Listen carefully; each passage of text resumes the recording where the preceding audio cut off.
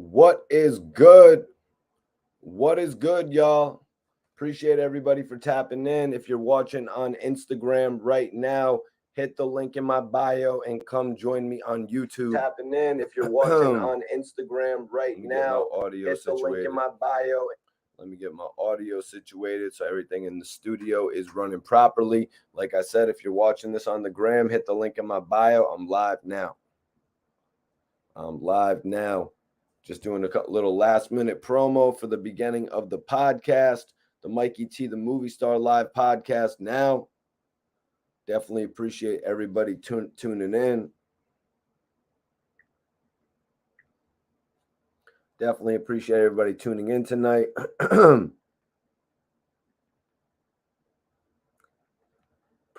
What is going on? How's everybody's night going?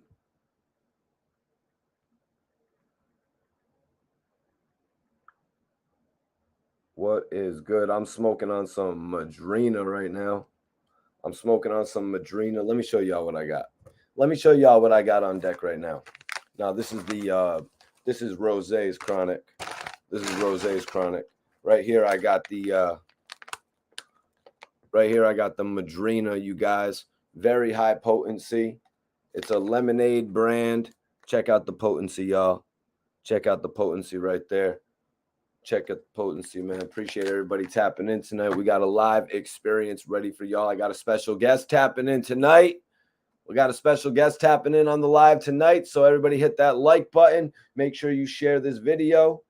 You know what I'm saying? Make sure you share this video. Hit that like button and get ready for a dope live experience. Everybody watching on the gram, hit that link in my bio and come join us on YouTube. Right now, we're all on YouTube. So see y'all there. Definitely appreciate everybody tapping in tonight. Hope y'all are ready for some dope topics. That's right. We got some dope topics for you tonight. And I've got a special guest tuning in with me, y'all. I got a special guest tapping in tonight.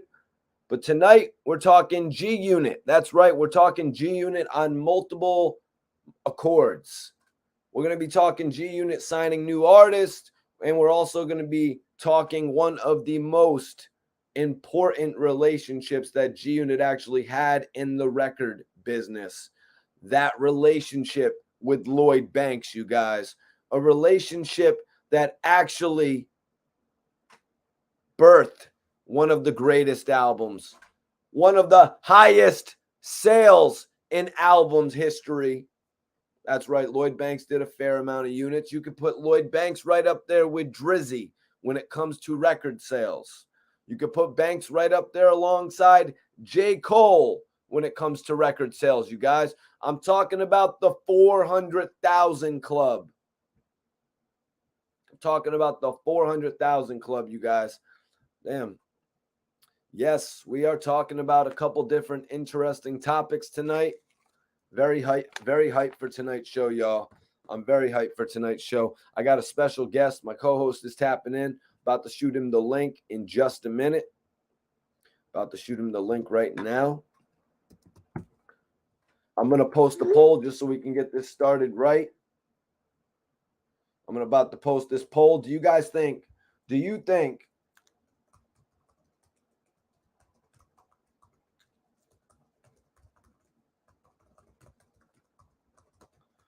think Lloyd Banks could have done more on G-Unit? Lloyd Banks released 3 albums with G-Unit. Since he's left, he's released 2 official albums. I mean, obviously, he's released multiple tapes. But we're not going to consider those. But what we are going to consider is the new projects, The Course of the Inevitable 2, The Course of the Inevitable 1. 2 Lloyd Banks albums released in the past 2 years, you guys. That's right. 2 Lloyd Banks albums released in the past 2 years. This is the first time Lloyd Banks has released 2 solo projects in a year's time frame. Going all the way back to 2003 and 2004 when he released Beg for Mercy and The Hunger for More. You know, that was the last time Banks had such a busy release schedule.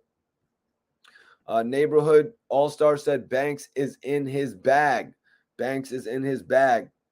My dude, Black Faith Production, who's a little critical from time to time. I get you, bro. You know what I mean? I get you, man. But he says Game was the best out of G Unit. I'm glad you're joining us for the conversation, though, man. I really am. Salute. We got Jonathan. Salute from Chicago. I got to get back to you on what I'll be blazing as soon as I roll up and get ready for some quality content. Well, yeah, man, we got some interesting topics of discussion tonight. We're going to be talking about a record deal that Gillie the Kid was offered. That's right, a record deal that 50 Cent spoke on in his book, Hustle Harder, Hustle Smarter. Hustle Harder, Hustle Smarter was a different book for 50 Cent than From Pieces to Weight. You know, you get what I'm saying here, you guys? From Pieces to Weight was a book that was actually about 50's life before the music industry. It really took a look at his lifestyle before the music industry, all the people that he met, the lifestyle growing up, the yellow tops, the blue tops, all them different joints. You know what I'm saying? 50 Cent, Hustle Harder, Hustle Smarter. That book right there, you guys, that book was all the industry details that we always wanted. So if you haven't read both of those 50 Cent books, I recommend you read them both. You know what I'm saying? I recommend you read them both because they're two different avenues of the artist that we know as 50 Cent. Neighborhood All-Star comes back and says, Game isn't a better lyricist than Banks. Okay, everybody has their own opinions. You know what I mean? Everybody has their own opinions. Game has proven to be more relevant in recent years. You know what I mean? I think back to Game's song All Eyes on Me, which is a female track. That track right there got the people buzzing. Lloyd Banks hasn't really been able to make a female track in quite some time. Banks's last record, I guess, what is Banks's last record that everybody recognizes him for, you guys? Highs for the Lows. That last book was tough. Hell yeah, man. Hell yeah. No. Neighborhood All-Star. The Game has multiple good albums. We're not going to do that. We're not going to put that on The Game, you guys. The Game has multiple classic albums. This is facts. The Game has the documentary. The Game has The Doctor's Advocate, which people argue is actually better. I need everybody in here to share this video. Look at this. My dude right here says, writing 5 hooks isn't writing half of Game's album. Yeah, go look at the bars. When you're talking about back then, we're talking about 3-verse songs. That's 16, 16, and 16. Do the math, and then times that by 20. And that's what you've got to do a breakdown for an album, you guys. A lot of people want to throw that out there, that 50 wrote the Game's whole album. You know, there's quite a few records out there, though. What up, BST? Appreciate you tapping in. The Savage is in the building, bro. What's up? Appreciate you for tapping in. I seen you said New York was in the building. It's Queens, right, G's? Survival. Hell yeah, Survival. Survival off the Hunger for More. Hell yeah, great album, or a great song on a decent album. That's what I should say. Today we're talking about COTI 1, but also I want everybody to go listen to COTI 2, The Course of the Inevitable 2. It's out now. We got to go stream that album from Lloyd Banks. This man is working. This man is grinding. But tonight I'm taking a look at an old track. Tonight we're talking about Stranger Things, you guys. I'm going to put that poll up as well. Highs for the Lows says COTI 2 was better, in my opinion. That's right. The buzz is starting to spread. Go on to all your avenues of downloading music. Go to your Spotify. Go to your iTunes. And you can even go stream it on YouTube. You can stream it on streaming services. Go check out that Course of the Inevitable 2. We're going to be doing a review on that as well. Just letting it soak in right now.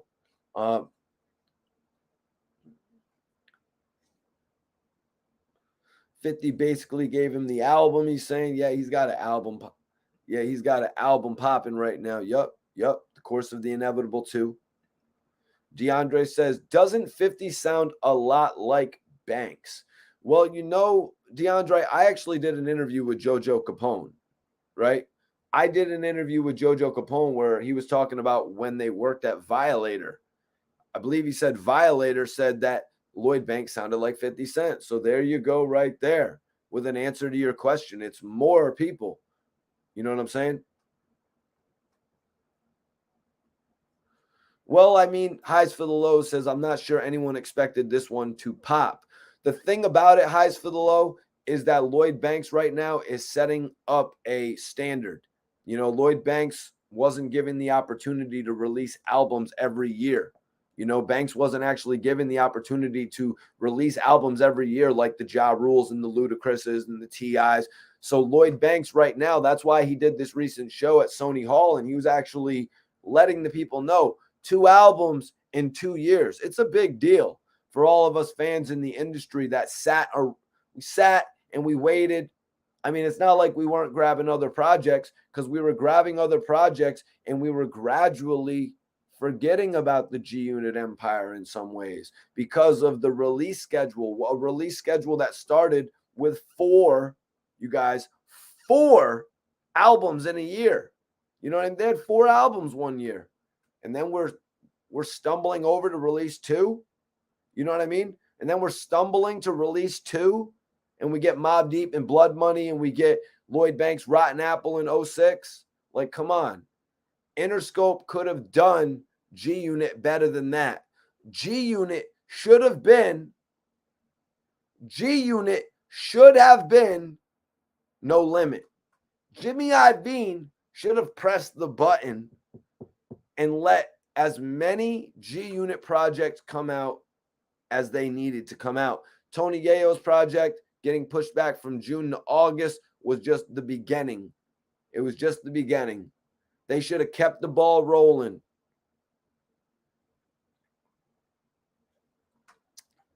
They should have kept the ball rolling more with G Unit, you guys. So yeah, let's get into this a little bit. I got some lyrics here from Banks, you guys. That's right. Lloyd Banks dropped his new album, The Course of the Inevitable 2. But today we're taking a look back at the first joint where Lloyd Banks actually spoke on 50 Cent. He addressed him in several lyrics. You know, for anybody wondering, go download that Course of the Inevitable 2. It's out. You have no more reason to wait. Lloyd Banks' new project is out. I believe there's merchandise available as well. Let's go support Lloyd Banks. The last album did a little over 12,000 first week. I draw comparison to Lil Durk. You know what I mean? With that, Lil Durk's second album actually did 12,000, 11,000 first week. And look where Durk is at right now, you guys. So let's all band together.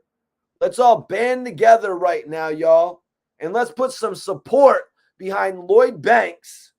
And let's get some streams. Hell no, bro. Hell, I did go to Cookies. This is what I got tonight. I got some Madrina. I got some of that Madrina. This shit's high potency too, y'all. So you know your boy's smoking good. But in all honesty, you guys, I think that G Unit should have been a No Limit brand. They should have been able to release Yayo's project. They should have been able to release Olivia's project and Spider Loc project and Mobb Deep's project, and they could have, and Mace's project. But we're going to be talking about all that today. The $2 million deal with Mace, the $1.5 million deal with Gillie the Kid. Remember when Gillie used to say it back in the day? What am I going to throw up the rock? Am I going to throw up? Yo, Jay, when you going to let me throw up the rock, baby? And this is Mikey T talking. When you going to let me throw up the rock, baby? So Gillie was always doing that. He's like, we're going to throw it up. He's like, am I going to complete it? That's what he did, right? Am I going to chit-chit?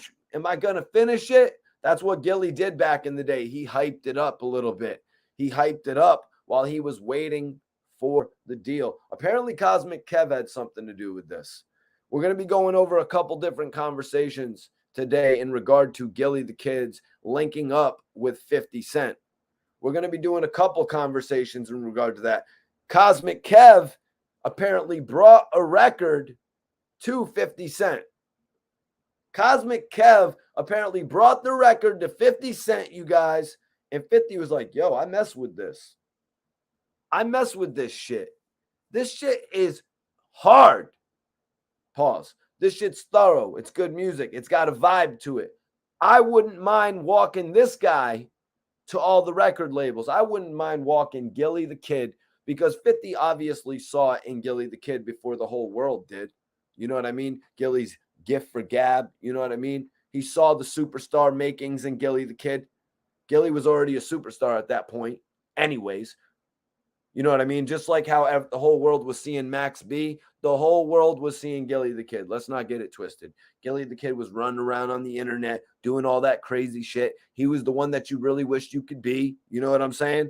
He was walking up to dudes' blocks. This dude is getting features with pop singers. This dude's attracting all the attention from athletes, movie stars.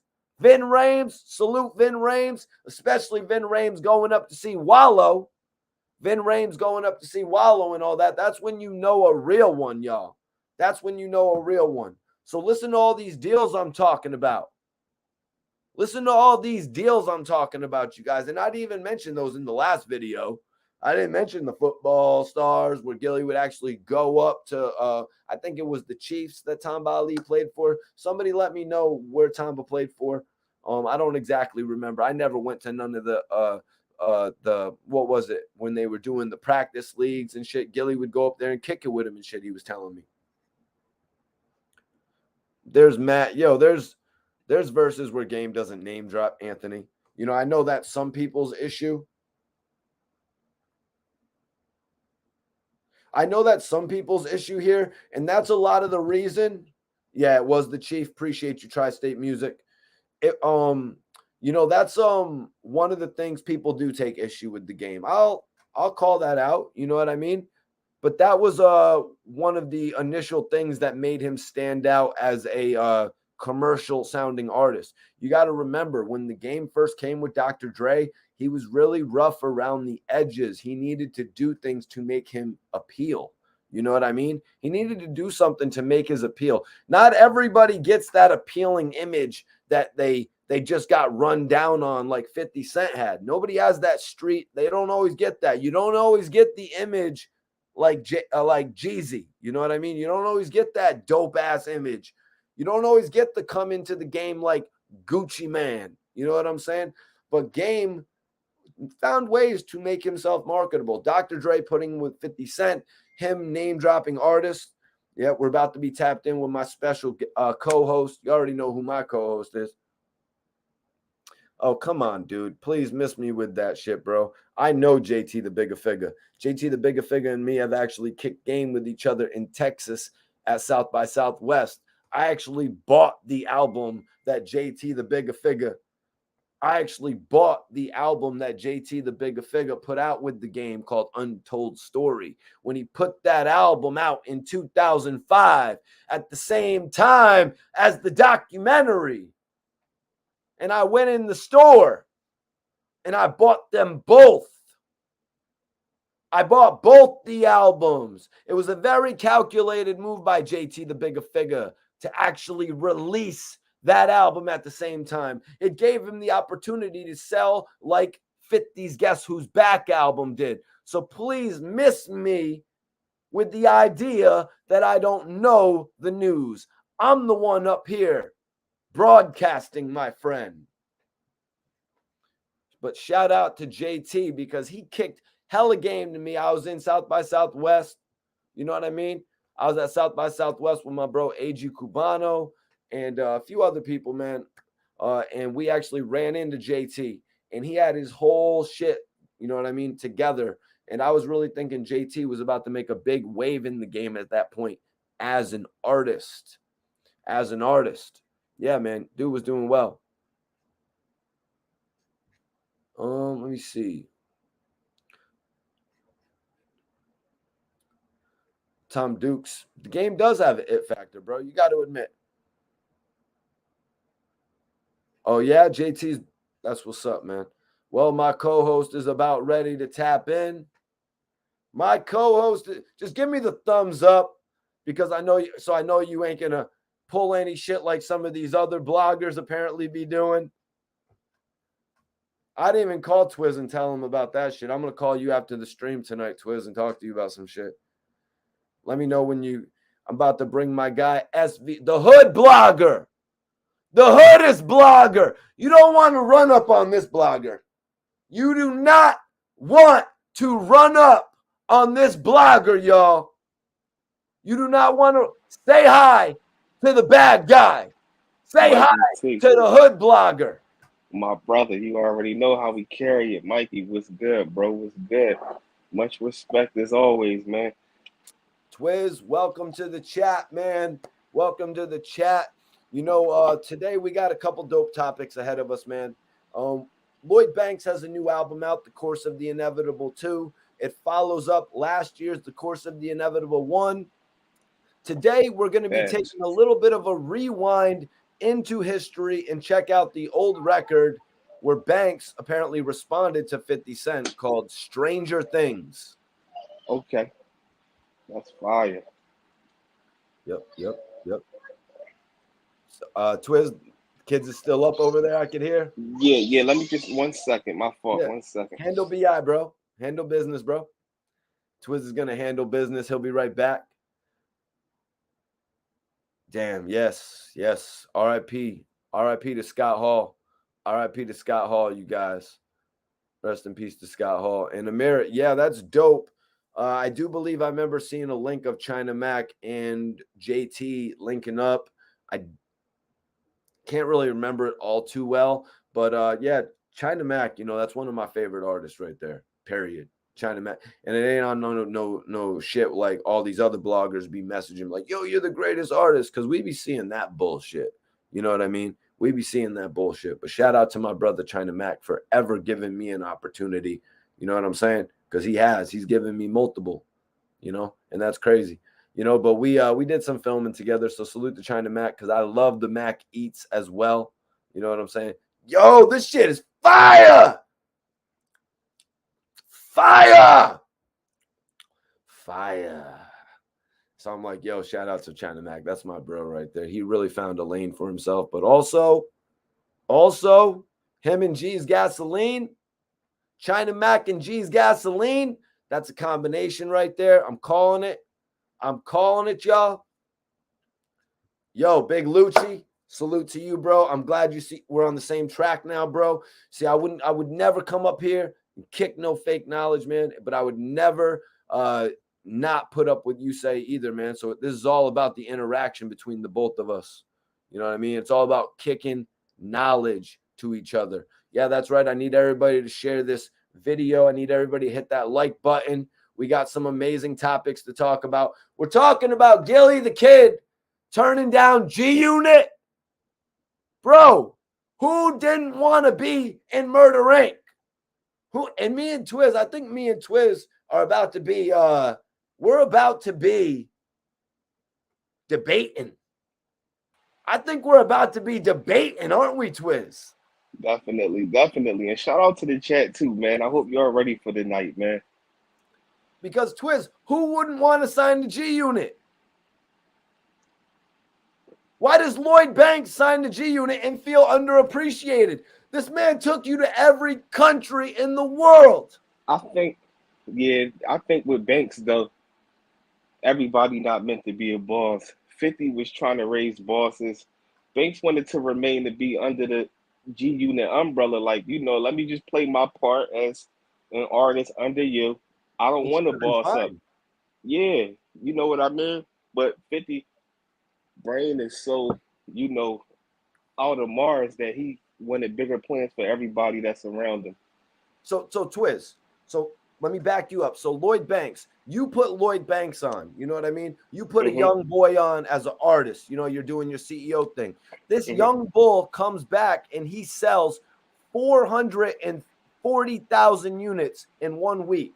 This young boy moves 440,000 pieces in a short week. Isn't that your superstar? Isn't that your quote unquote cash cow at that point? Absolutely.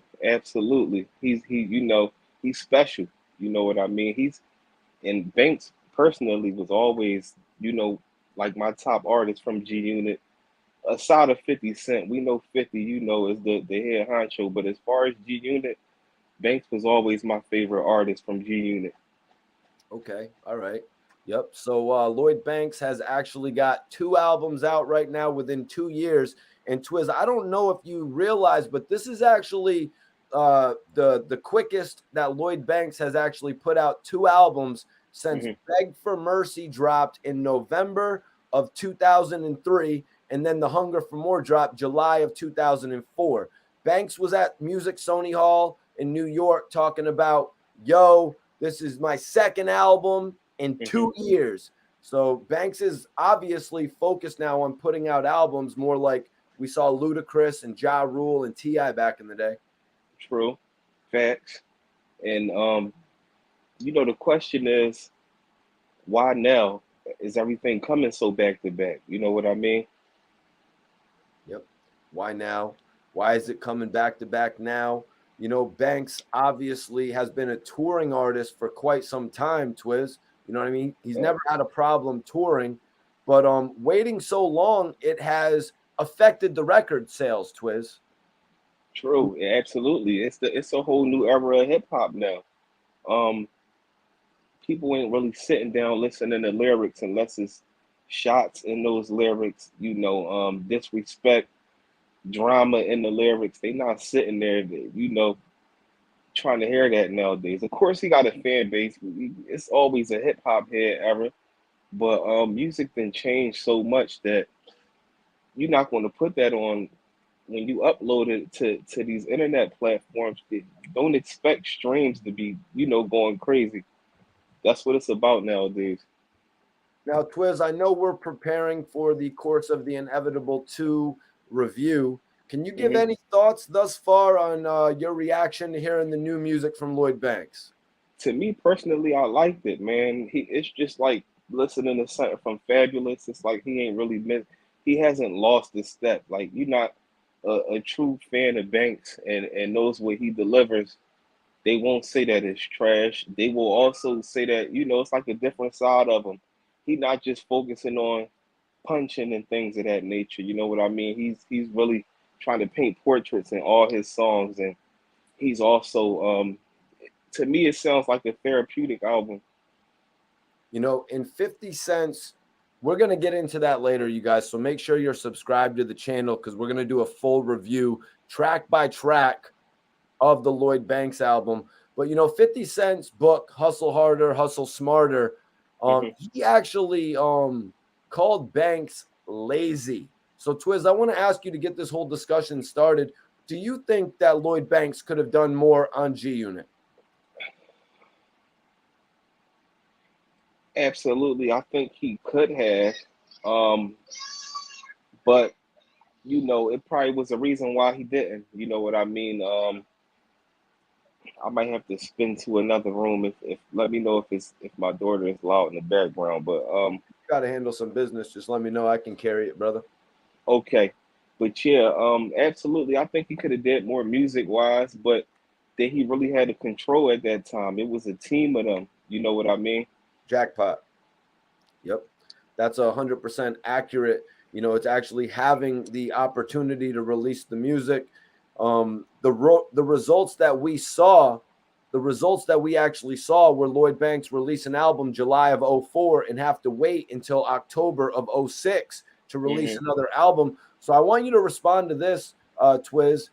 Big Lucci said Banks is nothing more than a punchline rapper, in my opinion. Your take on Banks being thought of as more than a punchline rapper? I mean, that's no different than saying Fabulous is no more than a freestyle rapper. You know what I Fab mean? has transcended though. We got Breathe, you got Make Me Better, you got Baby, you got records that you can just, you know what I mean? You can say he transcended fully. So, do we consider this new album? Do you still consider Banks nothing but a puncher? What do you think about that, Big Lucci? To Have you heard The Course of the Inevitable too? to put somebody in a punchline rapper, yes, he was great at that, but I would put Cassidy in that bracket over Banks. Iceberg was saying the same actually. And Facts, Banks. Yeah, and honestly, we even put together a versus the other night of Banks and Jim Jones. They line up pretty good, Twiz. Yeah, that would be good. That would be a good job. You know, people are quick to jump on Lloyd Banks, you know what I mean? But I listed 20 songs from the both of them, and Jim Jones actually has the more recent songs with Slide, We Set the Trends with the Migos. Well, Jim was active way more. Banks was more active at the beginning when Jim was more still like a hype man and a supporter. But after balling, after Jim Jones got his feet wet with that, he just he elevated through every generation of hip hop. So I want everybody in here to make sure you stream The Course of the Inevitable too.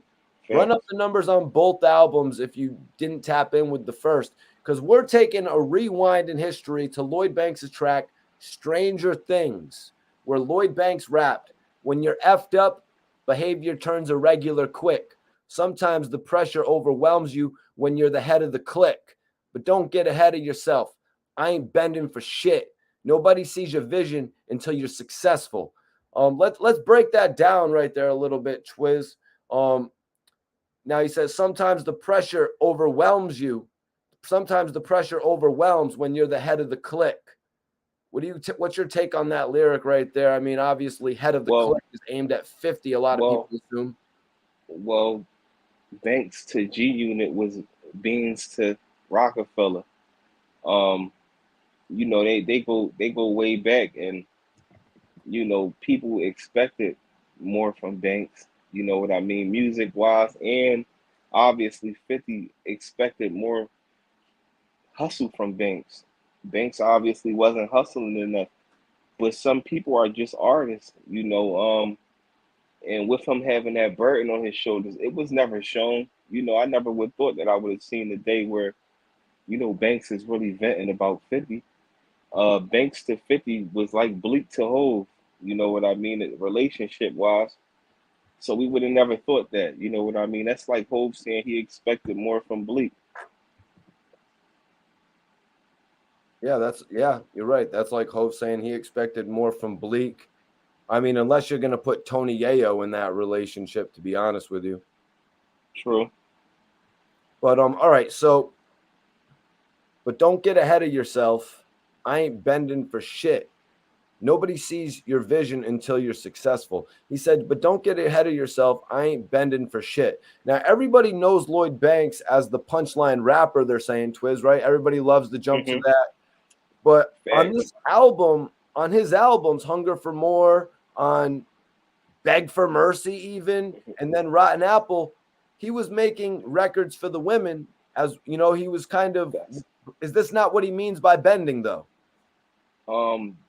Bending is probably like, I mean, yeah, I guess so. Bending is like being submissive to what everybody is saying, Like you when know. Def Jam wanted Little Dirt to record Like Me with Jeremiah instead of E- him recording his street records, it's Twiz. Exactly. He's proven that he can still be himself and not change up nothing, but he can still do other things. It's hard to put him in a punch bracket when he can punch. Definitely he can punch, but he can do more than that. Some rappers, they can't do nothing but punch, especially from that era. So, what did you make personally, Twiz, like as a fan watching of Lloyd Banks coming from being that punchline rapper, you know what I mean? That hard rapper, Bad News, all the mixtapes, holding the pieces on the cover, to now we got Smile on Beg for Mercy. Now we've got Karma. Now we've got Help. Now we've got I Don't Deserve You. And personally, I love all those records, man. Those are good. You probably Yeah, bang those with the wife, I'm facts, sure. You know what I mean? facts. They all good Jones. I just think he in the bracket by himself. It didn't shock me. It was just something about Banks where I knew that punching wasn't all he could do. You know what I mean? You can just tell on top of his punching, his flow, he got like a calm flow in between those punches. He's not an aggressive puncher. Like, not to keep bringing up Cass was like more of an aggressive puncher.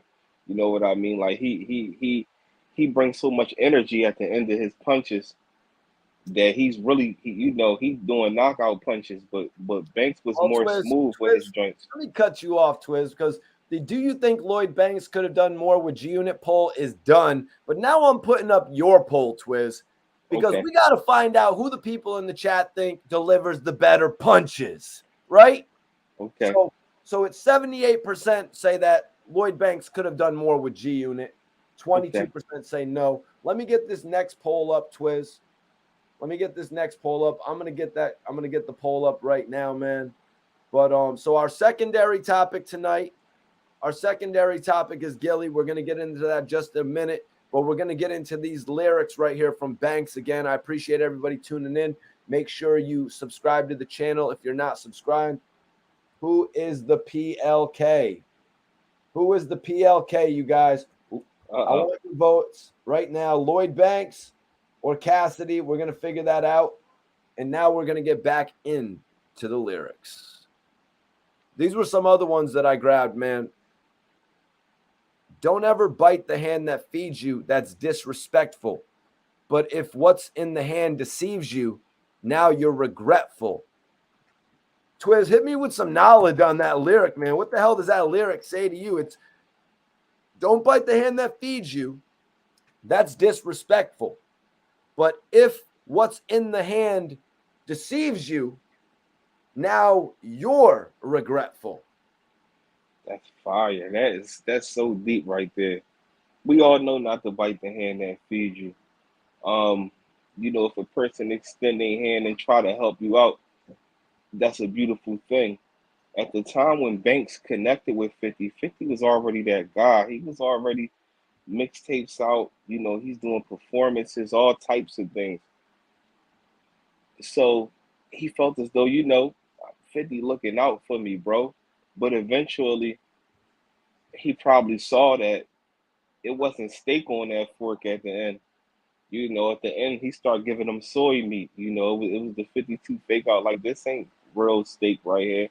Now it's like you want me to make the sky green now. You know what I mean? When we originally started and we came to agreement, you accepted me for who I was and what I did. Now you want me to, hula hoop and blow fire out my mouth. It's not happening. You know what I mean? And he also probably seen 50 eventually becoming distant and just acting different during their relationships, like going maybe whatever he was doing. You know how that lifestyle is, Do how you them mean rappers live.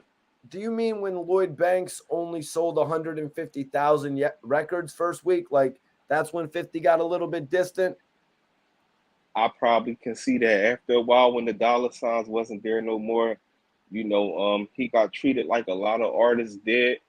But understanding how music worked, I feel like I don't think that should have been an issue with their relationship. I think even 50 knew that his music wasn't selling that much no more also.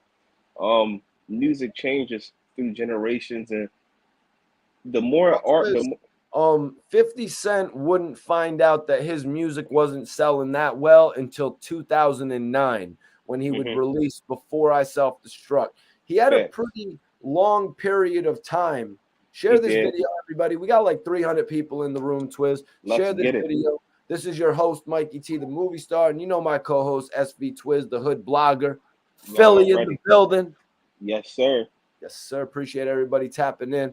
So 50 Cent, after that whole debacle with Kanye West, Twiz, in 2007, when 50 sold 691,000 units Mhm.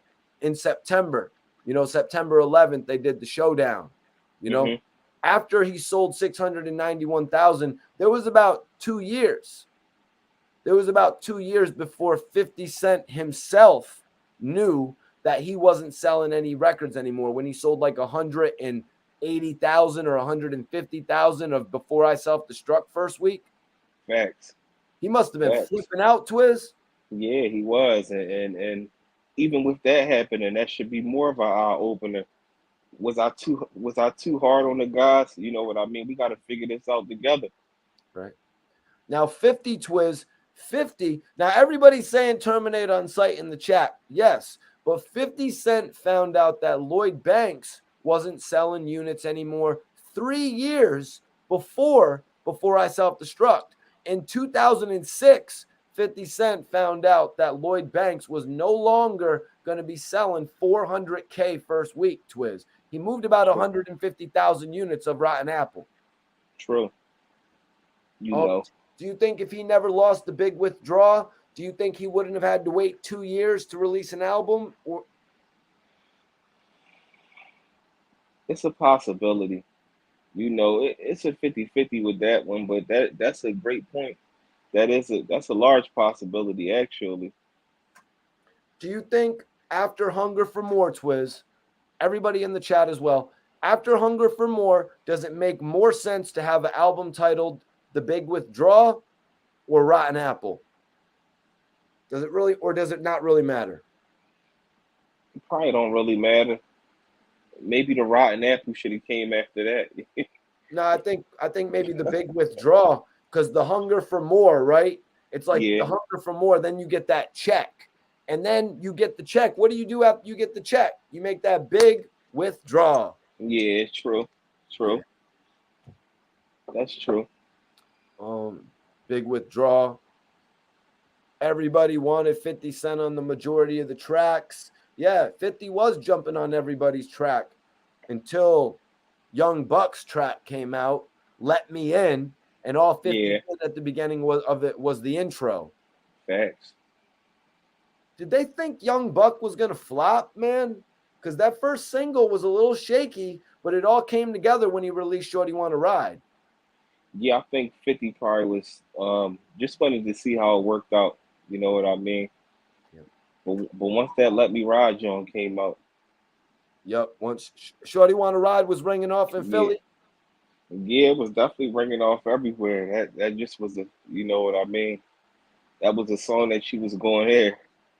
Did he kind of take the whole get low thing from what they was doing with the East Side Boys? She could get low, hop into the Chevy Fodo, blow dro, want to ride with me, let your head. You know what I mean? Did they kind of take Yeah, what Lil Jon was doing a little bit? it could be possible, especially at that day and time. Put Yep. a little twist to it. That was cool though, because at that point it was looking like, because the South was different back then. It was really looking It like was. Young Buck could emerge as the king of the South. In my Yeah, opinion. he had an opportunity to. Absolutely. He was the man once upon a time. He was the man calling out Lil Wayne and shit, trying to Hmm. follow Gillie's footsteps, calling out. 50 was probably like, yo, this dude Gillie is calling out Lil Wayne. He's getting all types of promotion for it. You need to call out Lil Wayne. It'd be a good marketing strategy. Especially knowing how 50 is. 50 love all that type of stuff. Picture if the whole G unit was like that. They seemed, especially like Banks was like a humble guy. So Banks said, don't ever bite the hand that feeds you. That's disrespectful.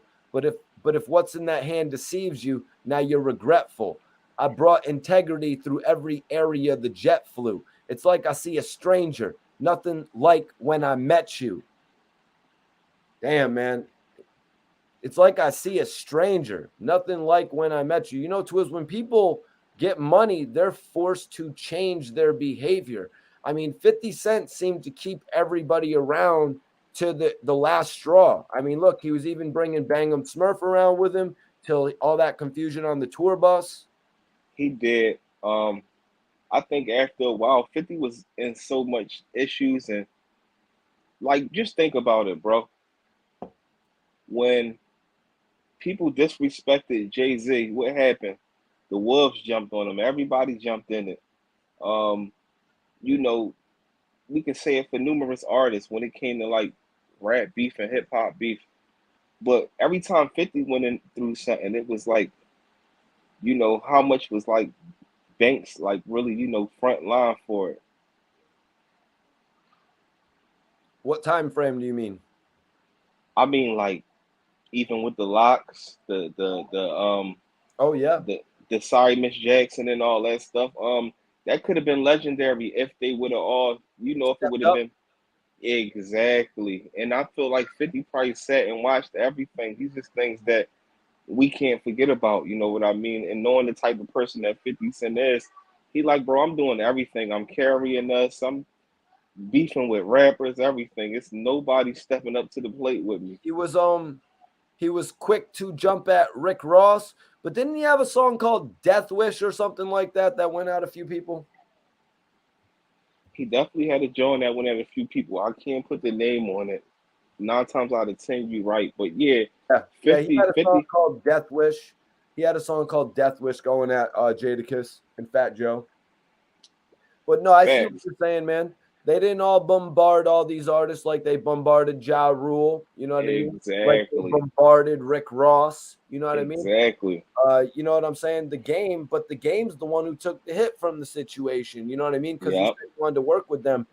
Game was actually talking in a recent interview, Twiz, about how now 50 is actually cool with all those people that he wanted to work with. Nas, Jadakiss, Yep. Joe. What's your take on that? Kind of Um, kick in the ass. it happens a lot. It was the same thing with Jay-Z and the Locks, where Beans is like the only one that probably patched it up with the people they went through it with, Beans and Freeway. The rest of them, it never really got leveled out. Like you don't hear Chris or nobody talking about Nas or down the line they taking pictures with, or even young Chris with the Locks. You know what I mean? Certain things just seem to not get patched up. Twiz, being a fan of 50 from the music aspect, obviously, Uh-huh. from us seeing the projects, how much do you think has changed about 50 Cent? You know what I mean? When you could just look at him from how he used to be filming videos to how we've seen him on MTV throughout the years. With Banks I, saying, it's like I see a stranger, nothing like when I met you. yeah, he went from the wolf that we know, the one that took the bullets, that was so connected to the streets, to being a guy that we see wearing suits all the time and making elevator music. You know what I mean? Like music that you can hear walking through the mall. It's like, it's like it's friendly music. You know what I mean? He's damn near singing on the hooks and things like that. You know what I mean? So he got a whole different vibe. Period. But it's just growth. That's what happens when you elevate. Facts, man. Facts. Dialess says money changed 50, as it should. You know what I mean? Like I was saying a little bit earlier, a lot of people look at dudes crazy when they get that police escort. You know what I mean? But it's like at a certain point and you become a superstar in the game. You know what I mean? Absolutely. It's I, kind of like some other shit. Sorry, Twiz. I didn't mean to cut you off, but I forgot who said it. It was like, if you ever said money don't change you, that's because you ain't never get enough money. I remember that shit. I remember that saying, man. Facts.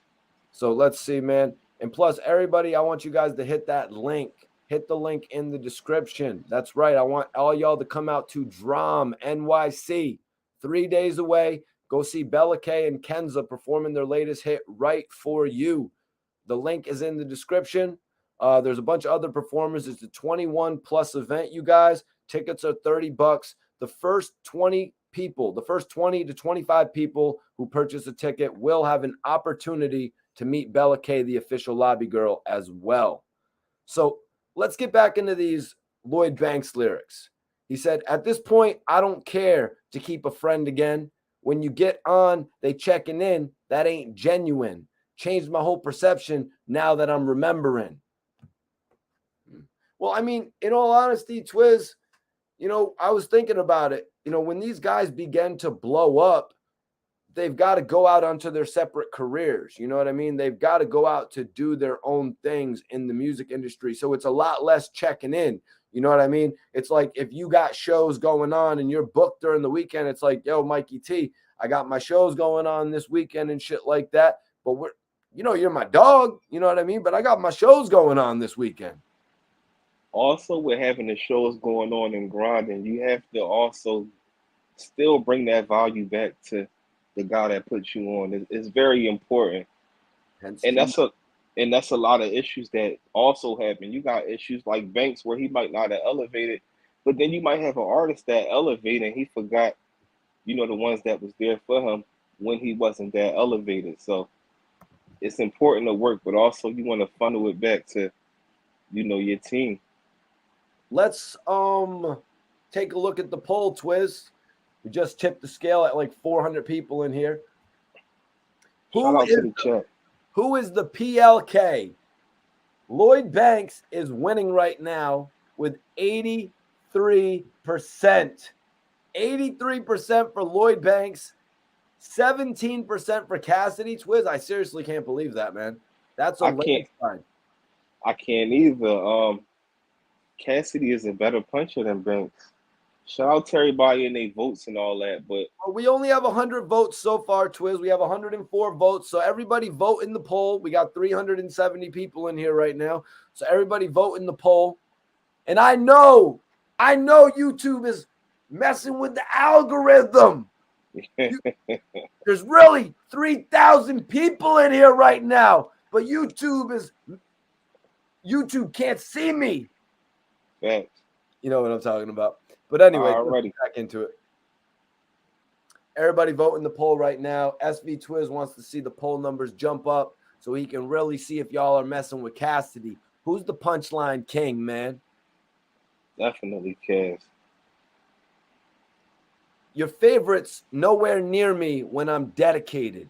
Okay, so let's just not even act like he's talking about 50 Cent right here. Let's not even act like he's talking about 50 Cent. Let's just take your favorite, Twiz. Your favorite's nowhere near me when I'm dedicated. Twiz, who is your favorite?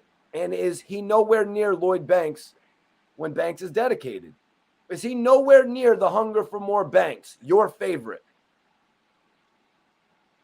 My favorite is passing. You know, my favorite in a different boat than him. Banks a great artist, but I would never have him in. He's not in my top 5. He's not in my top 10 either, Twiz. He's not in my top 10 either. I was trying to be nice, but he's not in my top 10. But you're supposed to have that type of, you're supposed to have faith in yourself like that. It's nothing wrong with that. They all say that. Not saying he's not in the top 25. He may be there.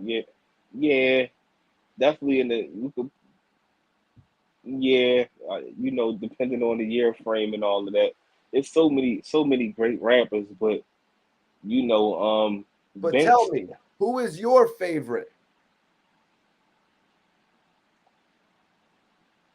My favorite, I would have to say, is Beans. Right. So we're obviously talking about the Feel It in the Air era of Beans, right?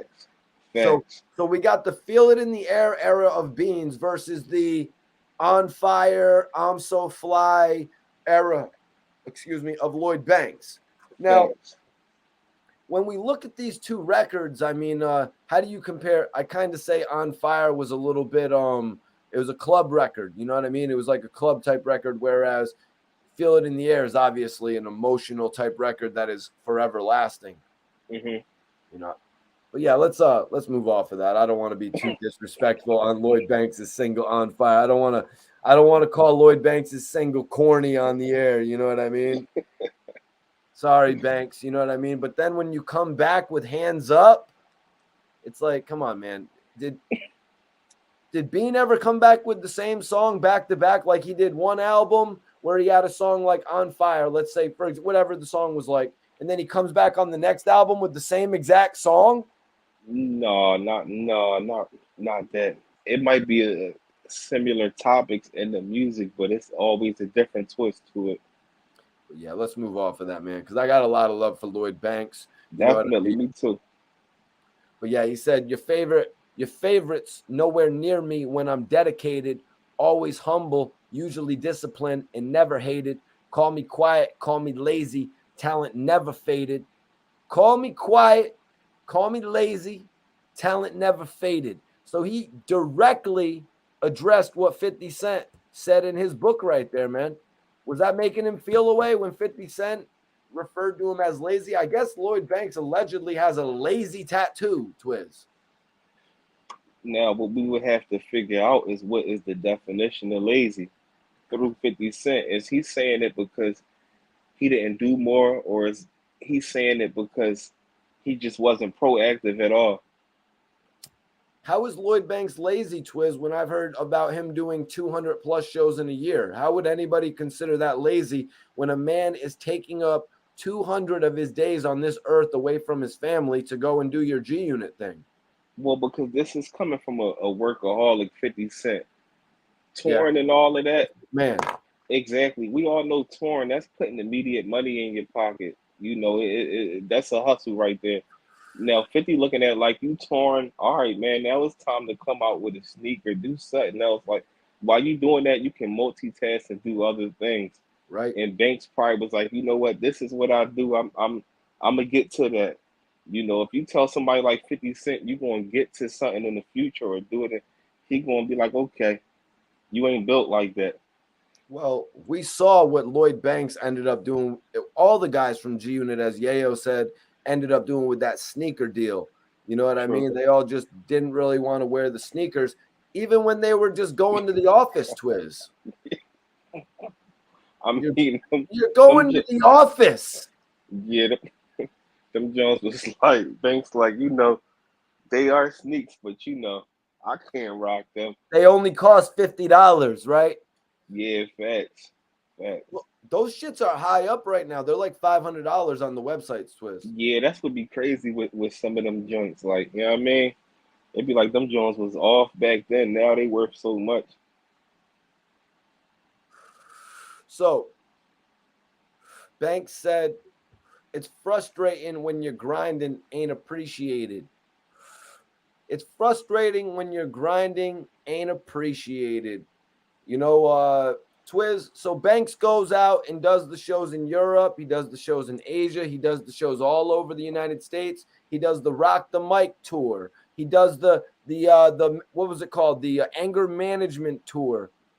Is he maybe talking about like not being appreciated in these manners when he's putting so much of his life out there for 50? But it's like you're getting paid for it, you know. That's what I'm saying.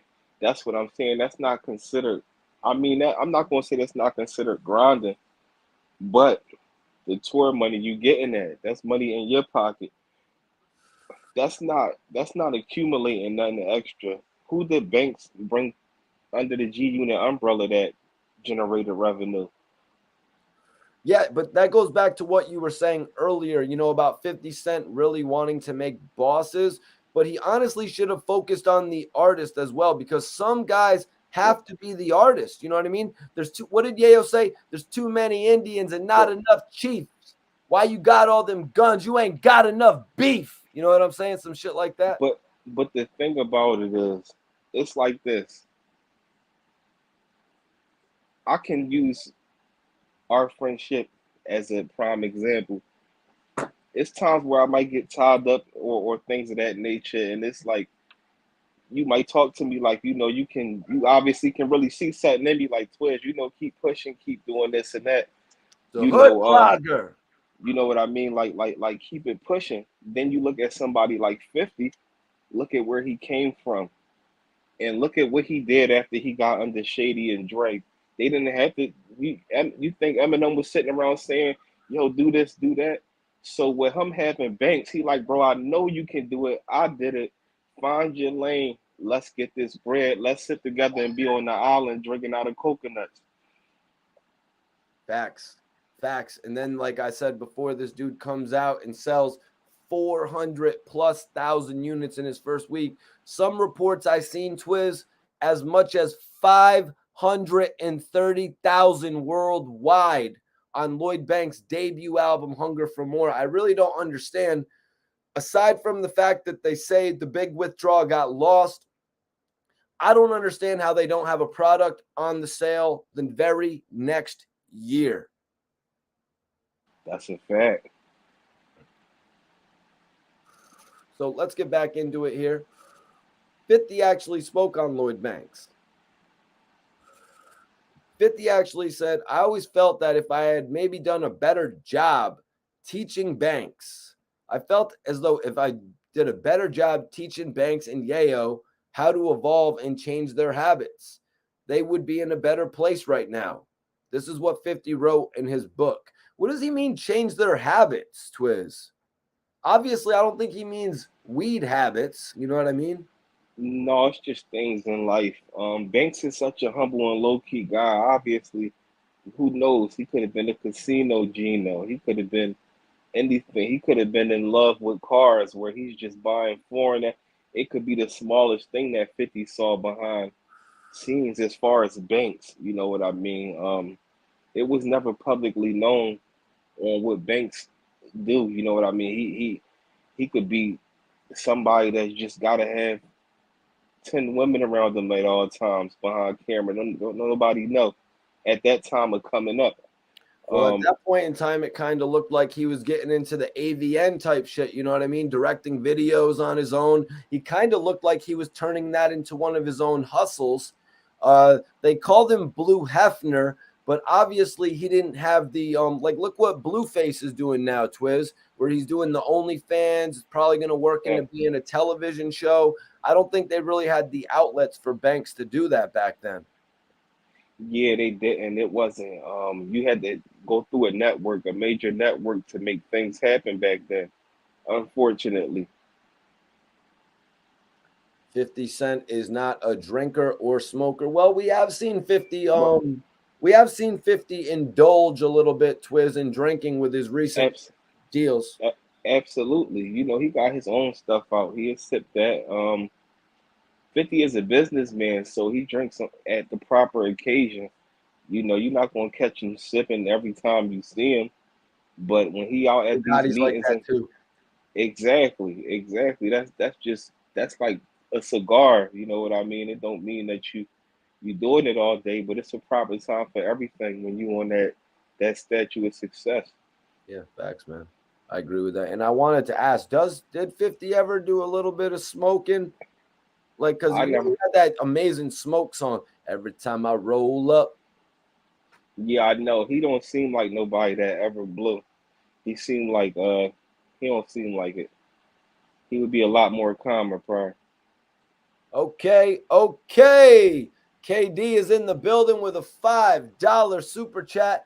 And y'all, anybody that wants to get their comments up or get some questions up, Uh-huh. hit that super chat. But KD says, avoided your content for years, literally for years, Twiz. I've been in this shit for like 12 plus years. I thought you were a G Unit stand, but then I seen you give props to Game. So I got to salute you for your content. You know, like I said, I don't know if you were in here when I said it, but I actually purchased both of Game's albums, his Hmm. independent album, The Untold Story, and the documentary actually at the same time.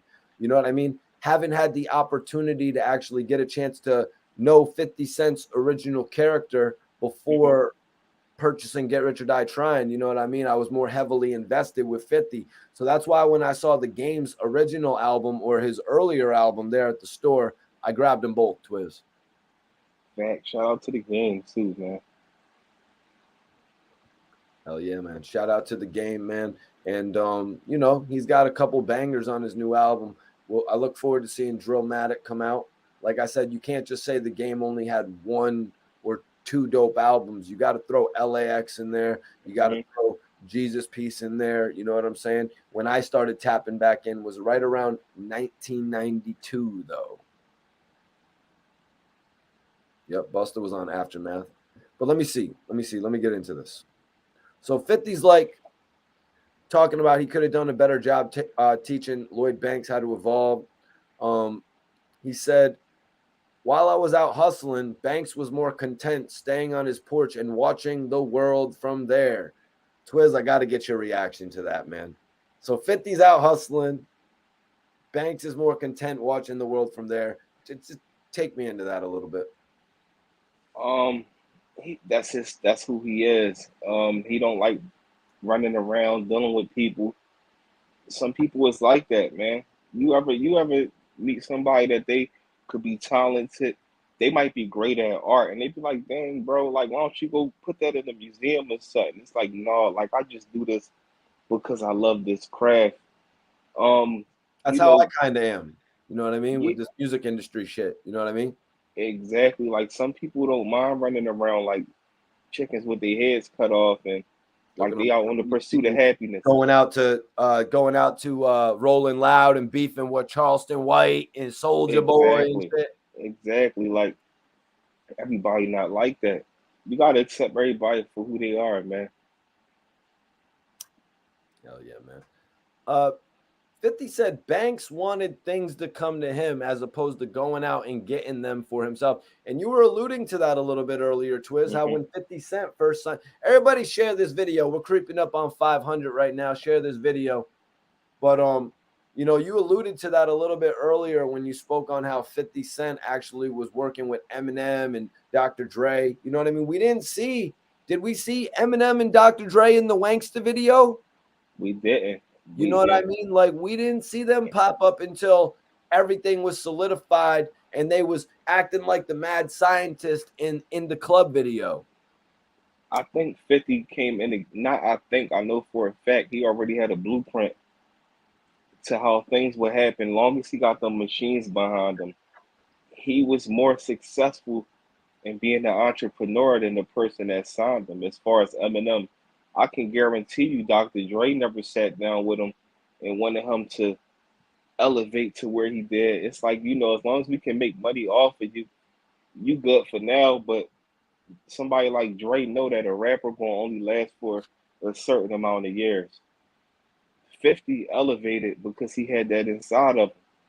You know, he's a genius. He still ain't stopped. You know what I mean? He's still going after all these years. Yep. The man had a few failures, but he pushed through it. You know what I mean? Yep. Anybody, you can have a failure. You know what I mean? It's all about how you push through it. 50 got a lot of the ability from directing a lot of those movies and working with a lot of big stars to where he can legitimately work with anybody now, man.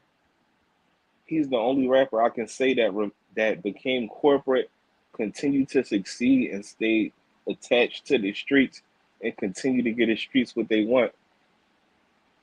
Yo, Amir Singh, I appreciate you, man. $10 super chat. That's my guy right there. We need a few more super costs. Maybe super chats he meant to show appreciation for the work and energy Mikey T puts in. We need more real ones repping the culture. Thank you, Amir. Hope you're enjoying this show tonight with me and my co-host, Mikey T, the movie star, and the hood blogger, SV Twiz, putting in that work tonight, man. Talking about some classic shit because, you know, COTI 2 is out now, and I encourage all of you to go stream it. They can say Mikey T's hating all they want, but I encourage you all to go and stream this album.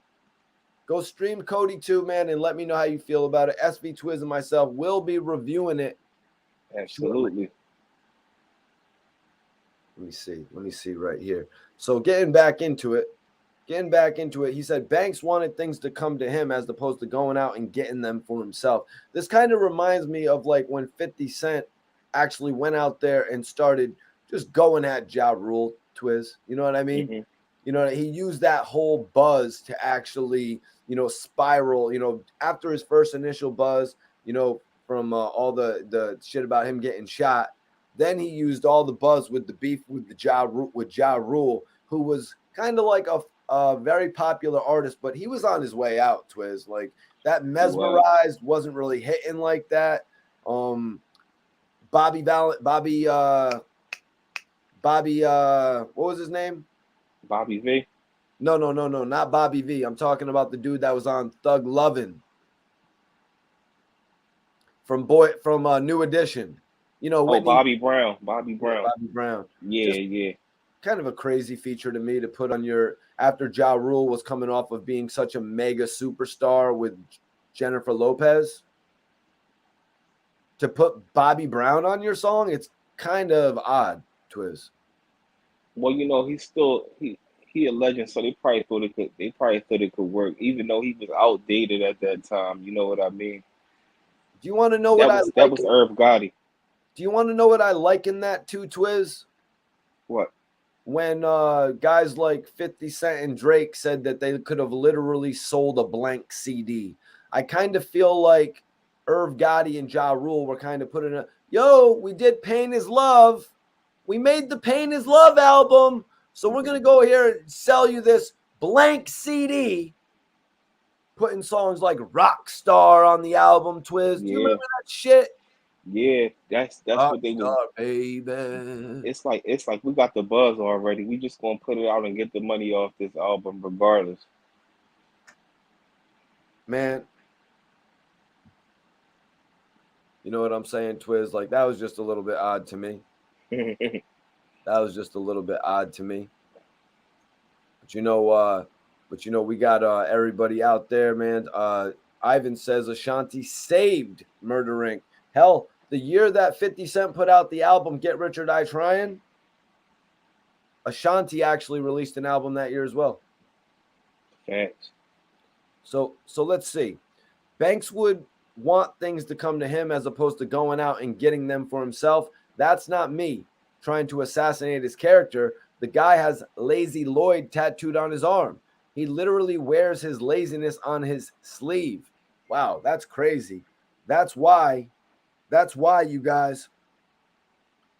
That's why Banks responded so heavy to that, man, because he actually said he wears the laziness on his sleeve. Twiz. That's deep. It's kind of rough, man. It is. He accepted, obviously. I don't even know what you upset about if you had that on you, if that's an official tattoo.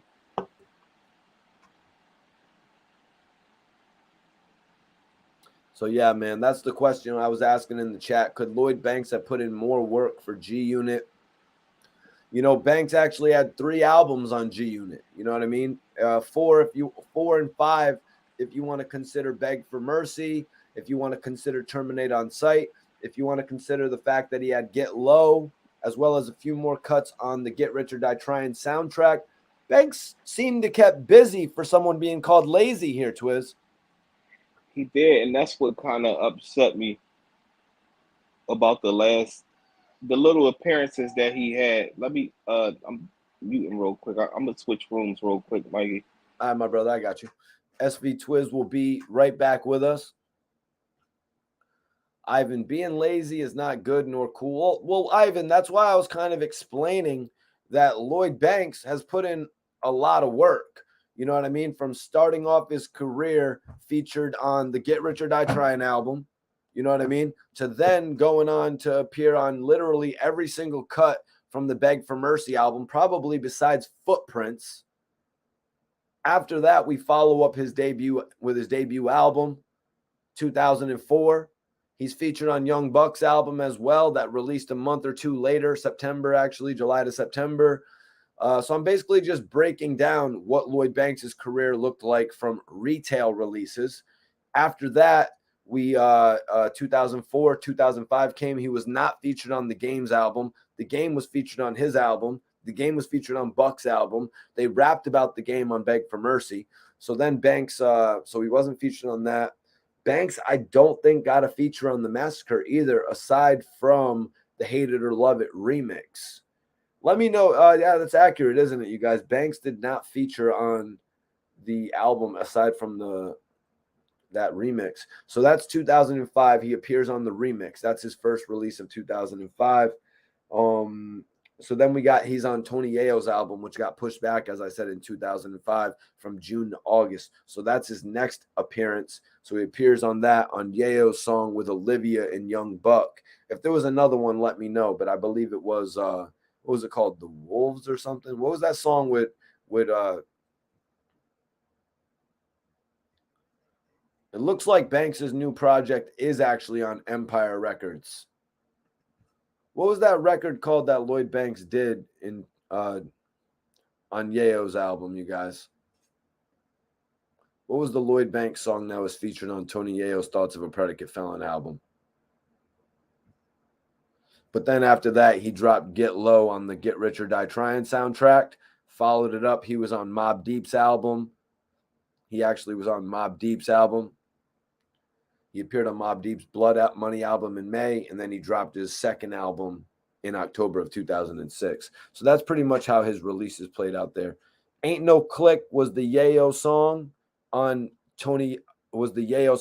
Lloyd Banks' first album.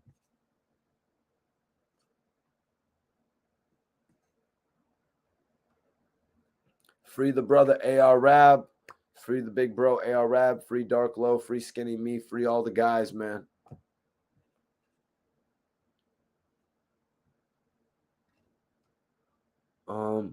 I wasn't big on 300 Shots featuring Mobb Deep, MOP. And I think anybody that knows the career of Lloyd Banks, I think anybody that knows the career of 50 Cent, Ja Rule, these guys, DMX, if we've watched their careers, as we all have, because we're all in that age demographic, I think we all should come on here and speak out for the artists that we liked back in the day. You know what I mean? As you sit here and hear me speak on his whole catalog. Let me see, my bro Twiz seems like he's ready to jump back in here. Twiz, what's good? You ready to lock back in? Yeah, I'm good. My fault. That was my daughter in the background. I had to, Everybody knows it's life with the Philly fam, bro. definitely. So, man, Twiz, we had a little bit of a discussion before the live.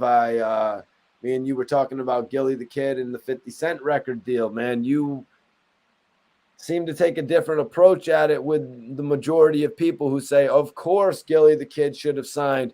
Of course, Gillie the Kid should have put on the G Unit chain and rep the G Unit spinner. Maybe a Major Figures spinner. That would have been crazy.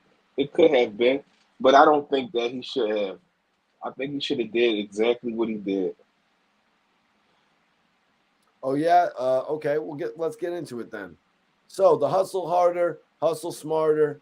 It hit the net, and honestly, man, a lot of people heard it. A lot of people went on the internet and heard things from it. Anybody that hasn't read that book, you should go get that joint right there. I feel like it's a different perspective from 50 than I've ever gotten before, having read From Pieces to Weight. I actually read the book From Pieces to Weight, which really focuses on his life in the streets prior to music and shit like that. So so I was anticipating more. I was like, yo, I need 50 Cent's life in the music industry. But obviously, at this point in time, when I got that book, I think it dropped in 2003 or something like that, 2003, maybe latest 2004 or 5. But when I got that book, obviously there was a lot more that 50 Cent had to go through, Twiz. You know what I mean? Yeah, to be able to come on here and speak about Lloyd Banks, to come over in his book, to be able to speak on Gillie the Kid in his book. That's deep, man. Yeah, so one of the stories in the book was actually about Gillie the Kid, who has now gone on to be one of the co-hosts of $1 Million Worth of Game. He's in a great position right now. Gillie's actually making more than the rappers. Did you see that blog, Twiz? Gillie is making more than the rappers, except for Drake, Little Durk, all the big boys, Twiz.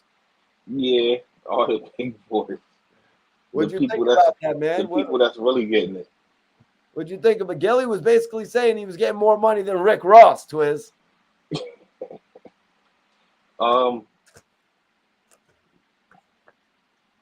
I don't know. I don't know as far as with Rick Ross. Gillie said I'm getting money than all these rappers. I don't know, man. Maybe he should get some cows to show the people that, you know, he got Rick Ross money. Let's see him get a farm or something like that. Gillie literally, Twiz. Gillie literally, he literally said he's get paid more to sit in front of a microphone and talk for an hour. That's true though. The podcast, bro. You know that the podcasting is getting. You know what I'm saying? The podcast wave is bigger than the rap wave. Truthfully. Yeah, no, man. Yeah, a lot of these rappers are struggling to do the views of some of these podcasters, Twiz. Facts. A lot of these rappers try to prove their money, where the podcasters is sitting and getting bread, and you know, they living life great, bro. They own more. So apparently this is how the story goes with Gillie the Kid and 50 Cent. So 50 spoke on Gillie, how Cosmic Kev brought a song to him. Cosmic Kev brought a song to 50 Cent. 50 Cent liked the song so much, Twiz, that he wanted to walk Gillie through all the labels. What do you think about that, man? He said, first of all, what record do you think it was as well? What record do you think Gillie's impressed 50 Cent that much? Can you give us any insight on that as well that made 50 say, yo, I want to bring this guy to Jimmy Iovine? Probably get down on the ground. That's 50 type of talk. Oh, you think Get Down on the Ground did it? Maybe that's a possibility. Because I can't think of too much that Gil put out that was big after the major figures. He damn sure ain't talking about Chicken Man. I tell you that for sure. Well, tell me, or talk to me, as 10 Toes Down would say. Talk back to me. Talk back to me. Let me know, because a lot of people from Philly, if you're from Philly in the chat, let me know what Gillie the Kid record do you think it was that made 50 Cent say, yo, I want to walk. What do you make of that as well, Twiz? The biggest dude in the industry at that point. He was known as Curtis Interscope Jackson. What do you make of 51 to walk Gillie into all these meetings? It don't shock me. It was the point in time where 50 was doing that with a lot of Philly rappers, bro.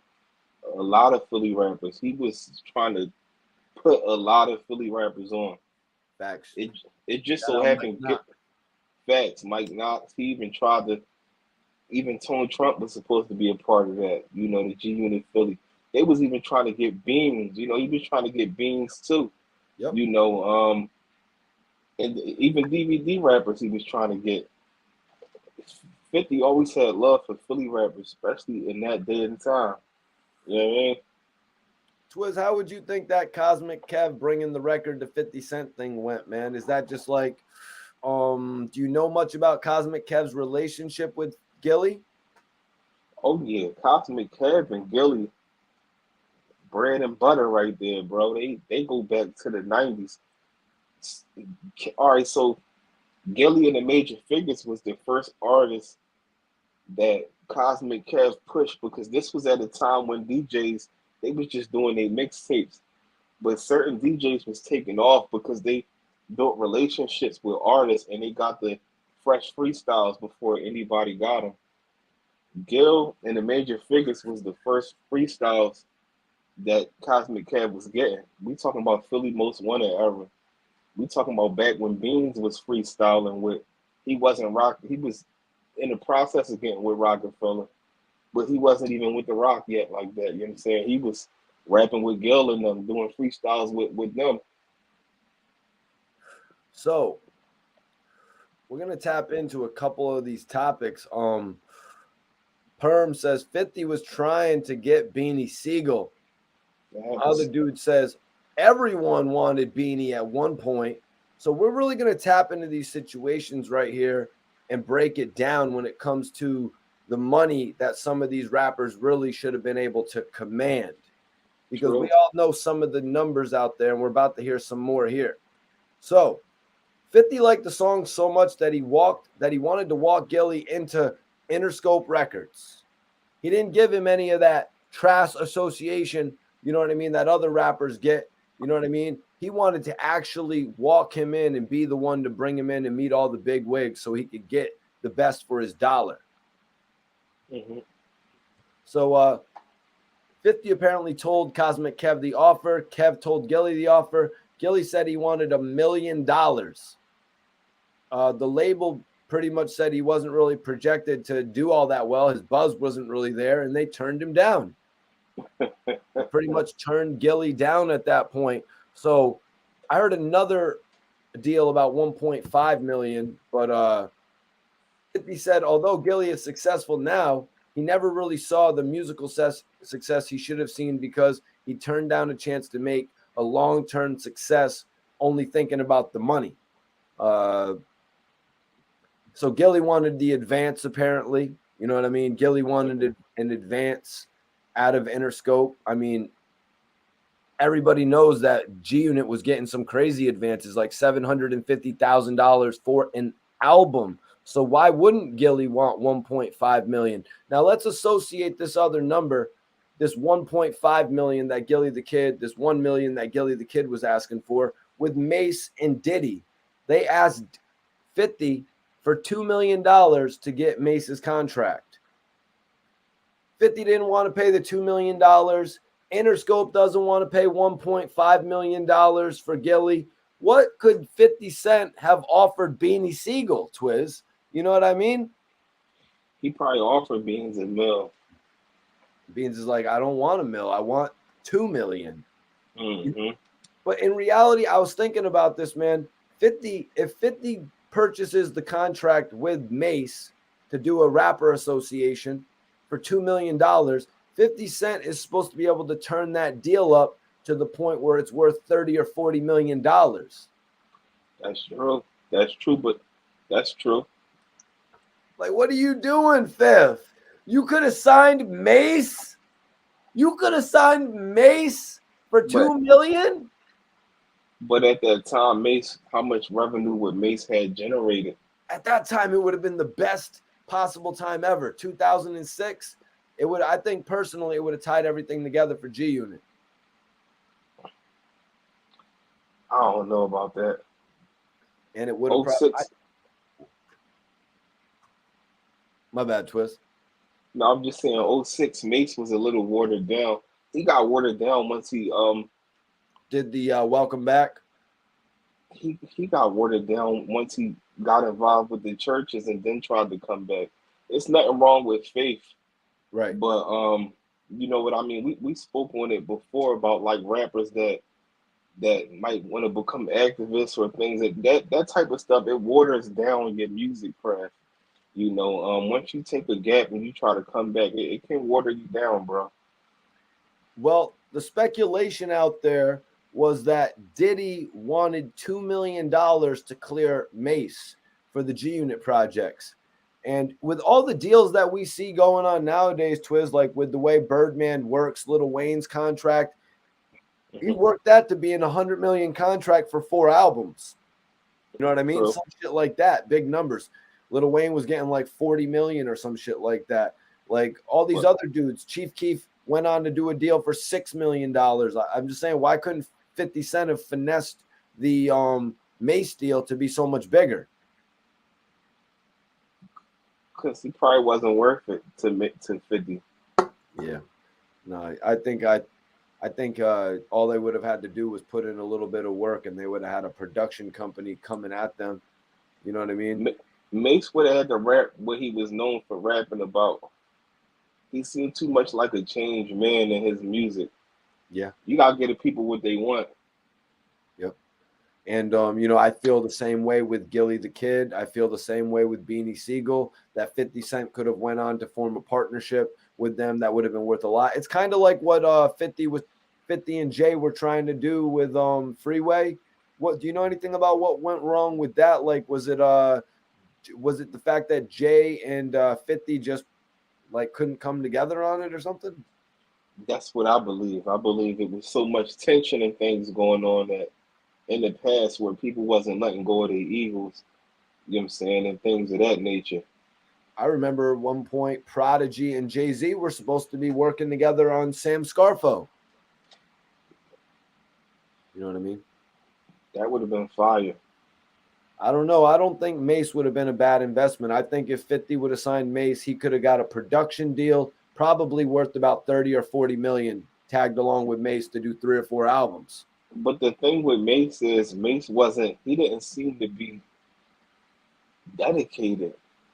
I don't know. He seemed like he was just wanted to jump and join G Unit, man. It seemed like he was so ready to ride. You know what I mean? It seemed like he's like, yo, I don't care about Luna and Fabi. They better know Mace's their daddy. You know what I mean? He's like, yeah, that's true. He could have definitely, but Mace would have had to been continue to talk heavy like that. Mace would have had to been a frontline soldier. You know, he would have had to. We would have needed that original Mace back. yeah, Mace looked like, yeah, and by the original Mace, we mean Murder Mace. Exactly. Yeah, that's right. 50 was bringing back Murder Mace. That shit was lit. That shit was lit, man.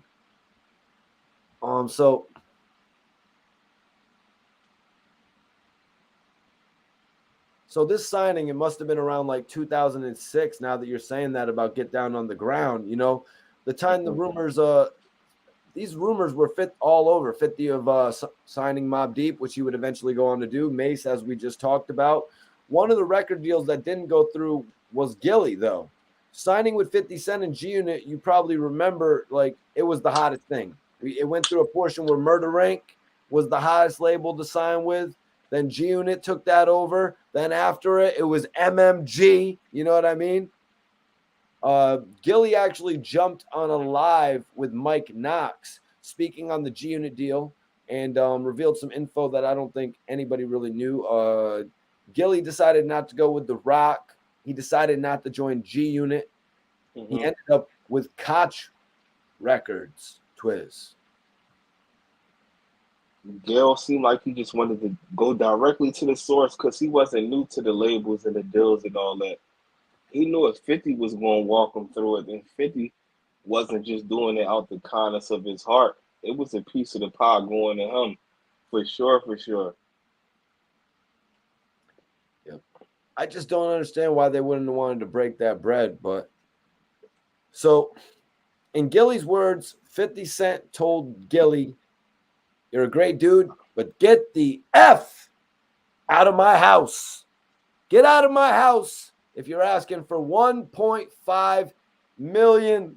Is that how that conversation goes, Twiz? If you go to like somebody's house, you know, you're having a cool little conversation. Play out that conversation for me, Twiz, when they drop it on you. I want 1.5. So Gil said, "Get out my house," or 50 said it. 50's like, "You want $1.5 million? Get out of my house." Yeah, 50 just said it calmly. 50 said it. 50 said it with the calmness, like, I'm trying to help you out. I wouldn't have gave Gil that either. Not for no music contract. Not at that time. That's the problem with the music industry. Nobody wanted to put that bag behind Gillie at that point. You know what I mean? Was he worth it? If they would, what do you mean, was he worth it? This man was on the block calling out the best rapper alive. This man pulled up to Cassidy's block. And that's what he. Bro, everybody was talking about Max B. Everybody, oh, Max B's the hottest rapper out. French Montana's the hottest rapper out. You know what I'm saying? Tony Yayo's coming home from jail. Man, Gillie was the hottest rapper in the streets, Twiz. He was the flyest talker in the streets. Gil talked better than he rapped. His blogs was better than his songs at that time. But 50 was known for talking on his records. 50 would always be talking on the intro, the outro. There's a market for that shit. But 50 got songs like In the Club, 21 Questions. To me, Gil best music was when he was with the Major Figures. And that was outdated material. You can't bring that to the mid 2000s. Yeah, some of their beats you cannot. I can't name 4 hot songs that Gil put out after the Major Figures. You gotta say 4.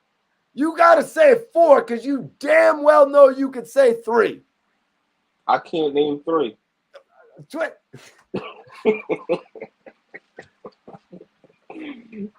Especially if you take Get Down on the Ground out the equation. And I'm talking about Gil is he can rap. You put on the beat, he freestyle, he can rap. I'm talking about structured songs that he put out that was floating around the world. Got that opportunity, man. He did. It wasn't working. Hold on. When did he get the opportunity? Was it when Major Figures got signed to, what was it, Warner Brothers, and they decided they wanted to put out the mixtape that was already done as an album? Is that when he got the opportunity? The only time Gil probably didn't have the opportunity is when he was with Cash Money because he was under someone that tells him what to do and when to do it. After the Wayne and stuff beef, what was he doing? He was doing nothing but talking, and he was great at that. That's why Cassidy did the blog that he did. Like Gil, like when the last time did he drop something? And Gil was famous for his mouthpiece. Pause. You know what I mean? He talked heavy. You know what I mean? Like he's a character. Even before the podcast on Instagram, I can watch Gil talk all day. But I'm not listening. I can't listen to his music all day.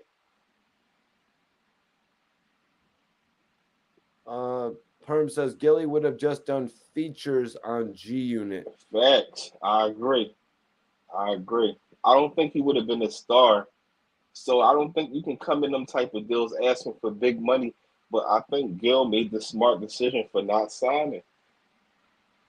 Also, Well, I mean, they didn't want to give him what they offered, so I think Gillie went on to do that deal with Koch to actually show the industry what he could do.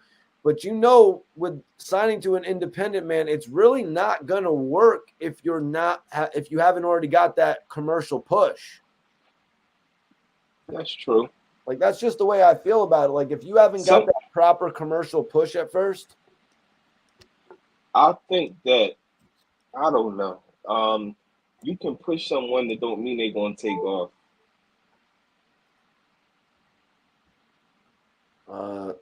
Gillie should sign now since he's going after Rick Ross. Oh shit. That's interesting, man. Yeah, it's I crazy. think It's crazy I how they think keep on talking about new Gillie music and his masters and shit. I think Gil would have did probably better at the time when he signed with Cash Money if he would have been with G Unit at that time, but been like front line for him. Because Gil had a like picture Gil and 50 together and they beefing with how the energy that Gil got on top of talking about him in the diss track would have been very, very interesting coming from Gil, going at certain people. Because he's definitely compassionate about what he did. Yeah. Let me see what here. So Gillie was asking for the 1.5. 50 is literally quoted as saying Mace wouldn't be worth 2 million with 2 million in his pocket. So I really draw a comparison right there between 50 not saying, Mace ain't worth 2 million. Why in the hell is 50 going to get Gillie for 1.5 million? You know what I mean? That's Why would true. he do that and then not want Mace for 2 million? That's true. That's true. You know what I mean? And like, what did Gillie do to prove Birdman, Jay-Z, and 50 Cent? Gillie went and made the single Get Down on the Ground, or he tried to make it pop under Koch Records. He dropped Get Down on the Ground. I kind of looked at that as a promo single, Twiz, so he could, put the song out there on a bigger level to show those guys I just mentioned, the Jays, the Birdmans, the 50s, what he could do without them. You think I'm too far off with that?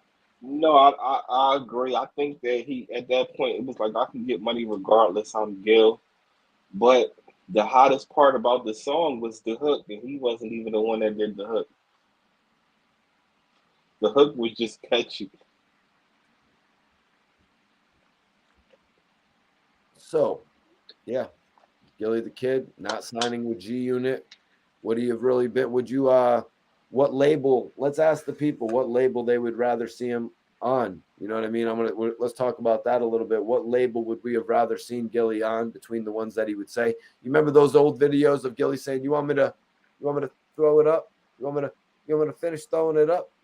But let's check it out. So, oh shit, man, Twiz, we got 300 votes. We got 300 votes in this poll, Twiz. Who is the BelaKay? Twiz, after I read to you the 300 votes, because we only had 100, we only had 109 earlier. Everybody get your last votes. I'm only keeping this poll up for 2 more minutes. Twiz, will you admit what is what, no matter what these poll results are right now? Facts. With Facts. 300 live votes tonight. I know Banks winning because we got a lot of New York people in here. Y'all being biased, but we know Cass. We know Cass. I thought you said you was gonna let it be, Twiz. I thought you said you were gonna be cool with it. We we know Cass punches stuck way more than Banks punches. All right, get your votes in. Twiz is selling it just a little bit more for you guys. Drum it up, Twiz. I'm trying. It's like this. Cassidy punches is more legendary than Banks punches, bro. Cass is the punchline champion. Banks just do punchlines. It's a difference. It's a difference between being the punchline champion.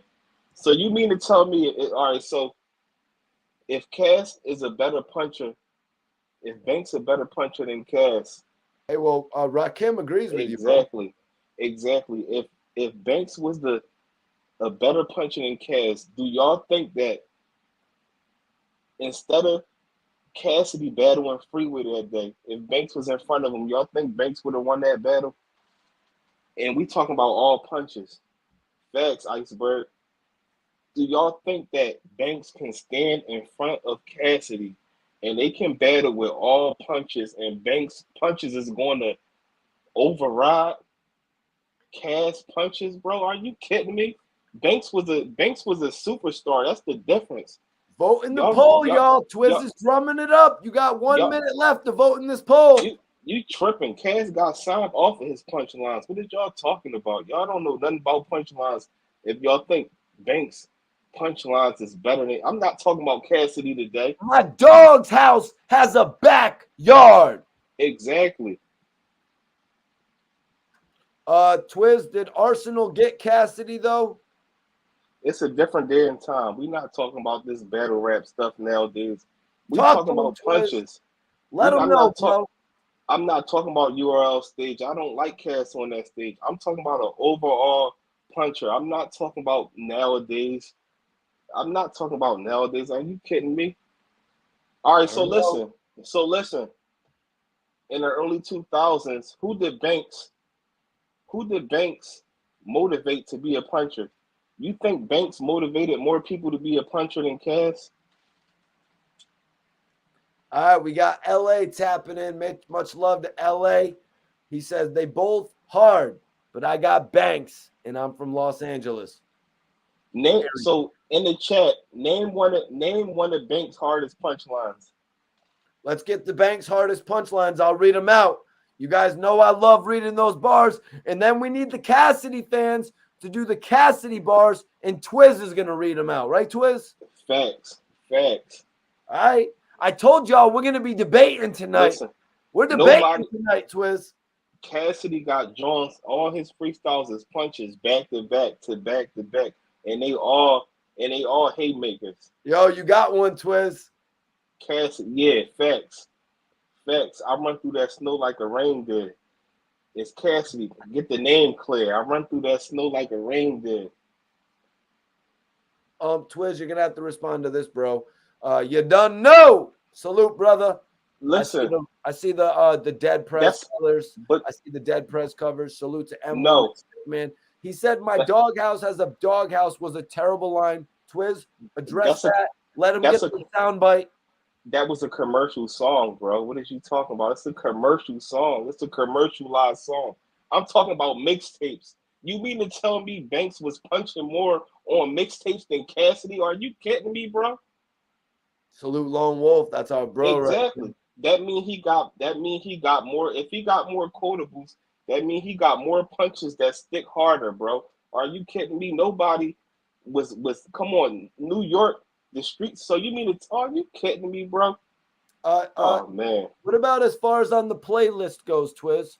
What do you Banks got more on the What do you got more on the playlist? Because you did say earlier, you and Wifey listen to the Lloyd Banks, those 4 girl songs.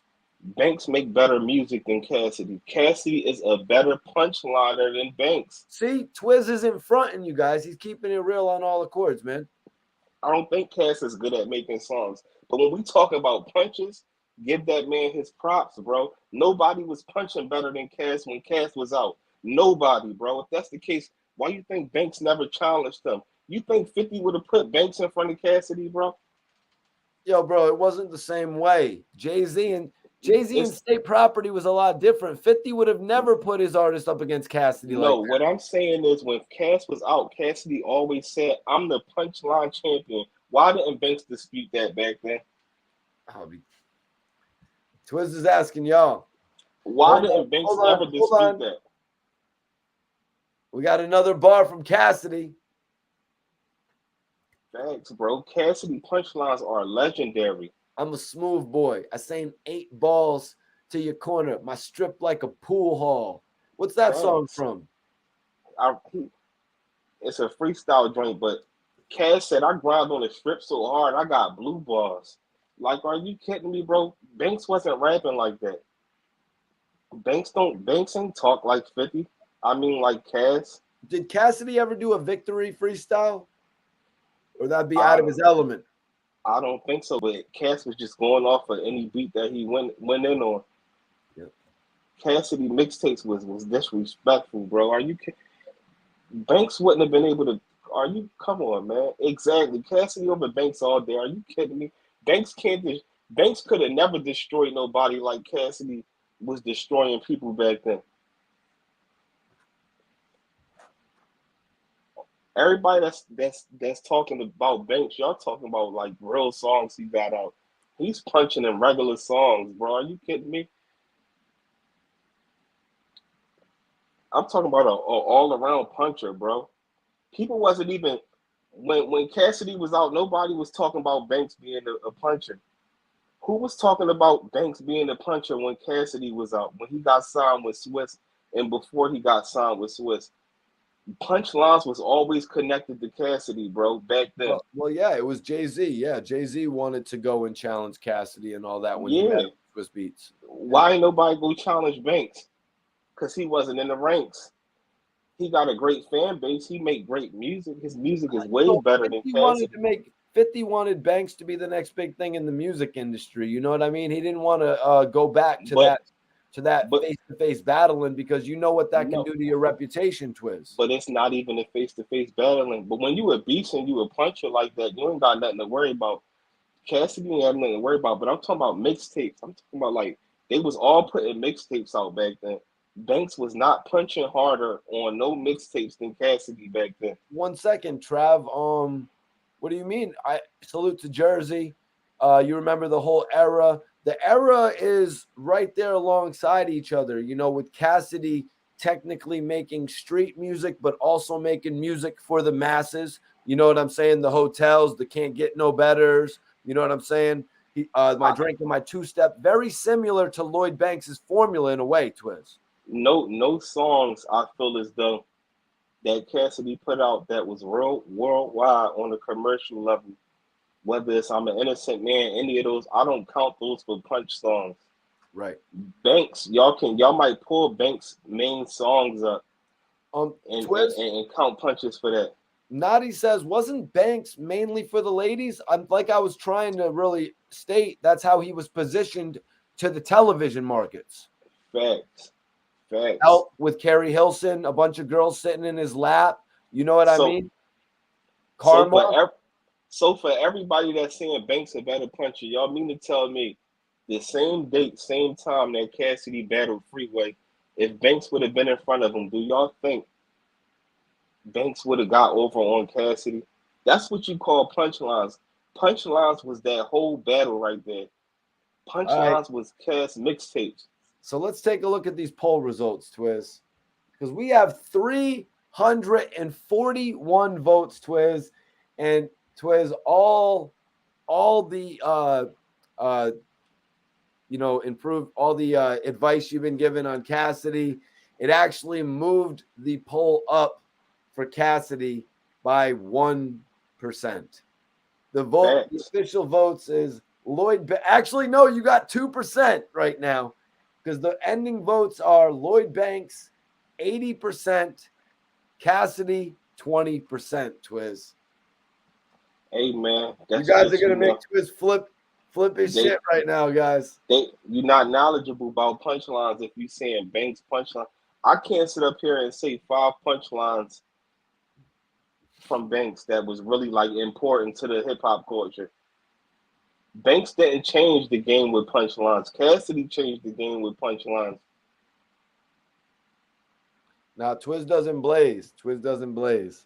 But he's just Not keeping no it more. real. He's just keeping it real on all accords. You know what I mean? He's Not just no keeping more. it real. So It's a fact. I'm about to end the poll. So this is your last 30 seconds to vote, man. The next conversation I want to get into is what label would Gillie have fit best on if he were to sign to one of these majors? We obviously saw him with Cash Money after Suave House. You know what I mean? We saw him with Cash Money, which is a label that's recognizable. He was actually back talking Jay-Z even after the Major Figures deal as well, Twiz. Wasn't he back talking a little Jay-Z talk? Yeah, he was. He did it throughout the whole time, before and after. What do you think the likelihood of Gillie signing to Jay-Z again back then? What would that have looked like? Because we saw Jay-Z get associated with Cameron and cut it right off. You know what I mean? And what would that association have looked like if Gillie and Jay had linked back up? If they would have linked back up, I don't think it would have did too much. Not after the state property era and all that. It wouldn't have looked right. It wouldn't have made no sense. So you don't think it would have made no sense for Jay and Gillie to link back up? How do you think? How do you think overall the look would have been on G Unit? Somebody in the chat said he would have been left as several G Unit rappers only got signed to do mixtapes eventually. A lot of rappers only were dropping mixtapes. How do you think he would have fit in along Banks, Buck, Yayo, Game? Do you think he would have kind of got down like towards the MOPs and shit like that? Guys who never were able to release their albums, Olivia? Absolutely. It would have been no different than when he was with Cash Money. You just would have heard Gil talking about it all the time, but you wouldn't have heard no music put out that the world was loving. Let's see. I'm putting up a poll right now so everybody in the chat can vote. I want to know, what label do y'all think Gillie would have been best on? I'm going to add in a couple different labels as well. You got labels like Bad Boy Records, Def Jam, which I never really heard much talk about. Just to throw it out there, since it's never really been speculated on, do you think Gillie could have? He was rapping in front of Puff and all that type of shit. You know what I mean? Do you think Gillie on a Bad Boy Records or Gillie on a label like a Def Jam could have worked? I think Gil was a great freestyler. Being a good freestyler is different than being a signed artist and you under these guys and now you owe them money. I think that would have held them back. I think the best thing that he did was not take no deal. When you sign a deal, you have to sell music.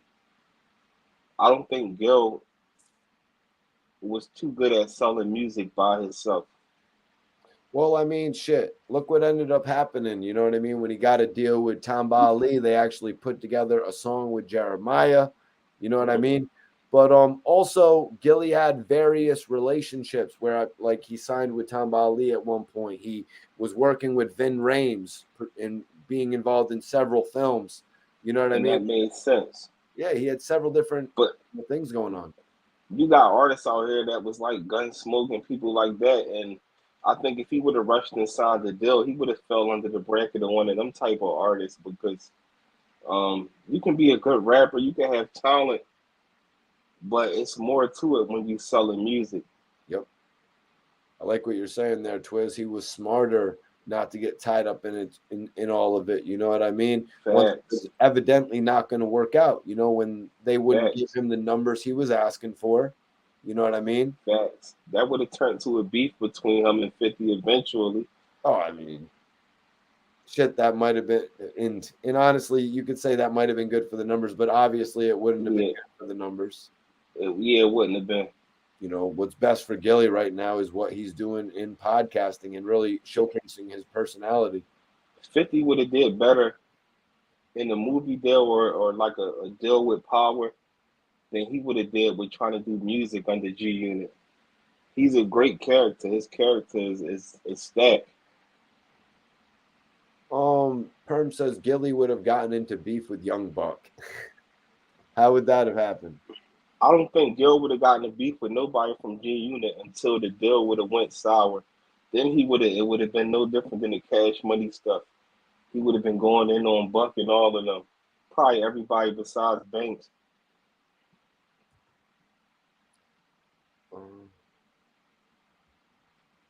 Aaron Richards said Cassidy had some songs with air rap like and Aim for the Head solo. Mm-hmm. Can you speak on either of those songs, Twiz? Yeah, Cass had some fire joints with AR. The Larceny Family Move, it was heavy. Like, he was on the Cash album as well. He was the Rough Rider joints, those Rough Rider mixtapes and everything. And I would put Hood in a bracket with Cass before I put Banks in there. Not to get back on that topic, but Right, because that was more debatable. Banks is in kind of a higher category. He is. He is. It's like, he was 106 in Park fame. To me, all Cass Wasn't music. I didn't Cassidy? I didn't like none of Cass songs. I didn't like none of them Jones Hotel. I didn't like none of his real That's songs. because Lloyd Banks actually got a chance to do the whole Stunt 101 run. He got to do Hmm. the popping them things. And then they brought you into, you know what I mean? Then they brought you into I Want to Get to Know You and Smile. They did it gradual. With Cassidy, Facts. they just sort of flipped. You know, they flipped him from being this guy to being that guy to a Facts. certain extent. His best joint that went worldwide that wasn't on mixtape vibes was I'm a Hustler. That I was his really best like joint. B-Boy Stance. Oh yeah, see, I'm a Hustler was good. Yeah, I like And B-Boy. AM to the PM too. AM to the PM, that joint was that beat and all that was fire. Yep. Did he do a video for that one, Twiz? I don't know. That's a good question. I don't think so. I think he might I have. didn't see it. OBH Top Goon, free the big bro, AR Rab, free Dark Lord, free Definitely, me. definitely. Moolahs, free Moolahs, they standing tall. Hell yeah, man. But Twiz, man, I appreciate you tapping in tonight. I don't want to keep you You too. already know. You want to shout out everything? You want to give your drops, my brother? Yeah, first and foremost, shout out to everybody in the chat. I mean, in the chat, man. It's a great debate. It's all love and much respect at the end of the day. But this is what we do. Everybody open to their own opinions. Much love and respect. I still think Cass is a better puncher, but much love for all y'all. This SB Twiz the Hood blogger, man. Tuned in with my brother Mikey T, the movie star. Y'all know how we carry it, man. Check me out on YouTube at the Hood blogger. IG_Twiz215. If y'all interested in getting into film, being an actor, anything, DM me on the gram, man. I got a project that's in the making. You know what I'm saying? I'm just working out a few little kinks, almost there, but this joint gonna be perfect. If y'all ain't see my first film, check it out, man. It's on the channel. You can Let them type know, in. Twiz. I got your YouTube channel right there, so let them know how they can check out your movie. Let them know You who can. was in it, all that, bro. Spotlight's You, yours right now, Twiz. okay, you can either click on the channel and scroll down, or you could just to torn apart, or you can type in torn apart, torn like tear a piece of paper, torn apart, SB Twiz or whatever, but it should pop up if you put torn apart. Y'all see me on the main picture, the thumbnail picture and all of that. I got, my brother Vodka, Thousand Proof in the movie, and it's a short film, but it's real good. It's Twiz, something you can.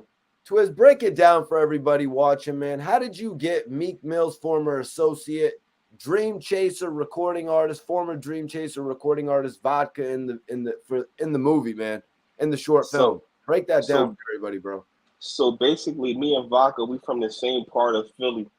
One of his his right hand man at the time was my guy. We was in placement together.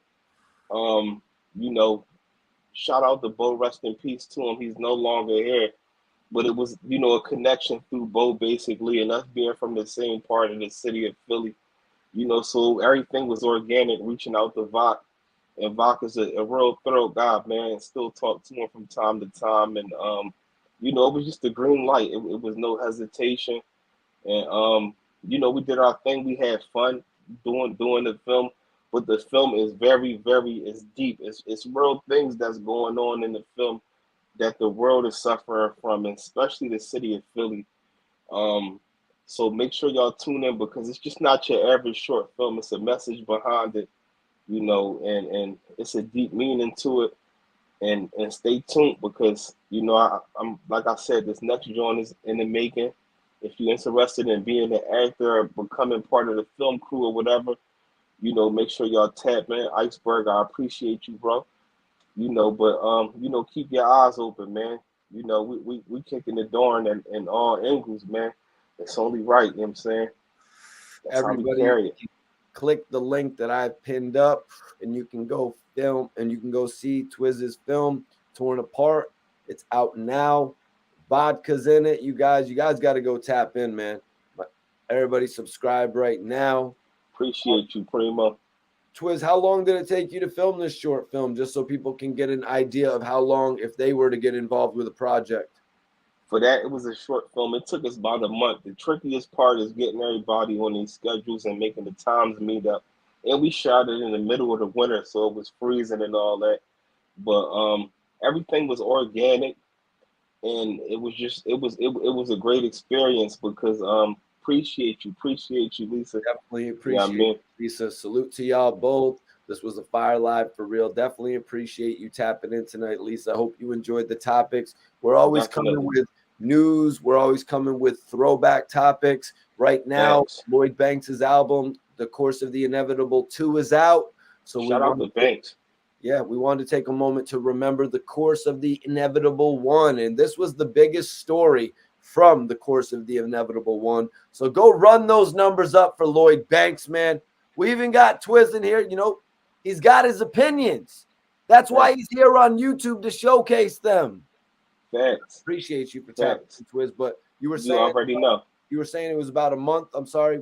Yeah, it took us about a month to shoot it, getting everybody's schedules and everything tapped in. But it was pretty good because besides Vodka, everybody else that was in it was, they not entertainers and nothing like that. So it was a beautiful thing to get like homies that I came up with and things of that nature a part of something positive, you know what I mean? And also delivering a message. Every movie that I want to put out, I want it to have meaning behind it. It's not just going to be your average joint like we did this and we got all this money and then somebody at the end told, no, it's going to be real life stories. It's going to be realistic things, you know what I mean? And I'm not going to give y'all the drop on what the movie is about, the short film, but check it out, man. Drop a comment, let me know. And it was the first film. It's a lot of things that I know needed to get worked on. That's why this next one is going to be proper. I want to have a proper film crew. I want to have the audio crew and everything proper. You know what I mean? My brother Mikey T, he already knee deep into the film stuff with him and his brother and all of that. So Slapface. Slapface, make sure y'all check that out. My brother Jeremiah Kip's new movie Slapface is actually available now on Shudder. You can go stream it on Shudder. You can do a 5-day free trial over there, but also it's dropping in tomorrow, I believe. It's dropping tomorrow in stores, July 26th, I want to say. Dropping in stores tomorrow. Slapface, and I'm actually in there for everybody who's like, yo, Mikey T, what movie are you in? It's actually Slapface, you guys. Facts, and much more to come, man. It's much more to come. So make sure y'all stay tuned. Make sure y'all hit the all notifications on Report Card Radio Live Familiar, because that's what we is on here, man. We all a family, and we can debate and talk about things all day, but it's always all love at the end, man. Much love and respect to everybody. Stay safe because it's crazy out here in this world, man. Everybody stay up, man. Stay tuned, and I'm going to see y'all next time. And make sure y'all subscribe. Go subscribe to Twiz. I'm going to leave it pinned up, Twiz. Make sure y'all subscribe to the channel. Twiz, I'm going to catch you on the next episode, my brother. All right, Mikey. Much love and respect, bro. Have a great night. I appreciate your insight, bro.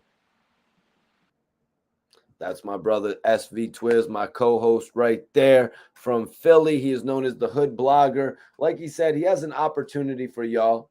If you guys want to go subscribe to Twiz, you can also follow him on Instagram, y'all. So you can contact him directly. Let me post his Instagram right here so y'all can get at Twiz in case you might be interested in doing some lighting, doing some visuals, doing some acting. You know what I'm saying? SV Twiz is turning up. And obviously, if you're in the New York area, if you're in the New Jersey area, if you're in Delaware, Maryland, any of these surrounding states, you can go get an opportunity, man. You can, hell yeah, man, go check out the Slapface movie. I'm in there for everybody who always be like, yo, Mikey T, what movies are you in? I'm in that movie. My brother's a director. Pretty dope horror movie, you guys. Pretty dope horror movie. It's actually got a few dope actors in it. They got the kid from the Boy Meets World remake. It's the Girl Meets World. There's a kid named August Maturo. He plays the child actor. He's like 12, 13 years old in it. It's about this kid who actually his mom passes away. His mom and dad passes away. So he actually summons a witch. Yes, it's pretty crazy. Y'all go check it out. The Virago Witch is the name of the witch in the movie. It's Slapface. It's some pretty crazy stuff, man. My brother's a genius when it comes to this movie shit. Appreciate you, Bobby, man. Appreciate that, man. Mikey T always got the best shows on YouTube. I want to come with a dope concept for tonight's show. You know what I mean? But I pretty much always take every single one of my shows serious.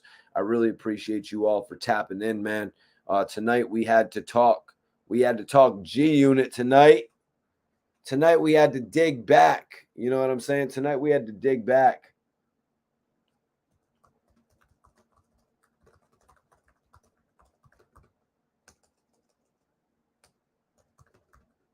We had to dig back to Lloyd Banks' last project because he's got the Course of the Inevitable out too. I'm going to post up the link right now if anybody wants to go stream that. I'm pretty sure y'all already have, man. I'm pretty sure y'all already have, but honestly, I'm going to post it up just in case.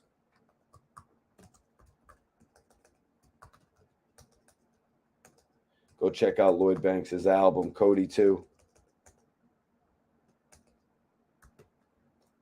Banks actually released 2 albums within 2 years. You know what I mean? He released 2 albums within 2 years, pretty much proving that he can really get back on his grind. You know, putting out 2 albums in 2 years. I hope he's going to be able to solidify a major label deal, another major label deal, you guys. I would like to see Lloyd Banks go from being an independent artist. You know, I think he's doing it with Empire, which is pretty much like the best group to do it with right now. You know what I mean? Doing it with Empire is pretty much the best group to do it with because you can move a bunch of units there on an independent spectrum, but they also do have some marketing techniques, it seems. You know what I mean? Like they worked with some of the biggest in the game. You know what I mean? Like Young Dolph, for example. May he rest in peace. That was the guy right there. You know, they were even working with who? Young Blue. You know what I'm saying? Empire is honestly the label to be at right now, y'all. Don Reddy says that he hasn't lost a step. Yeah, man, Lloyd Banks is a dope artist. I hope y'all looking forward. I'm gonna do an official review on the Course of the Inevitable too. Rock says Banks needs to be on a major. Yeah, Banks is trying to stir up the momentum right now. You know, he's trying to show everybody out there that he can jump on it. You know what I mean? That he can come back and release projects at a steady rate. You know, I really appreciate everybody tapping in for the live show tonight. Let me put up my Instagram so y'all can follow me on the gram, so you can stay in contact with me on a regular basis. And when you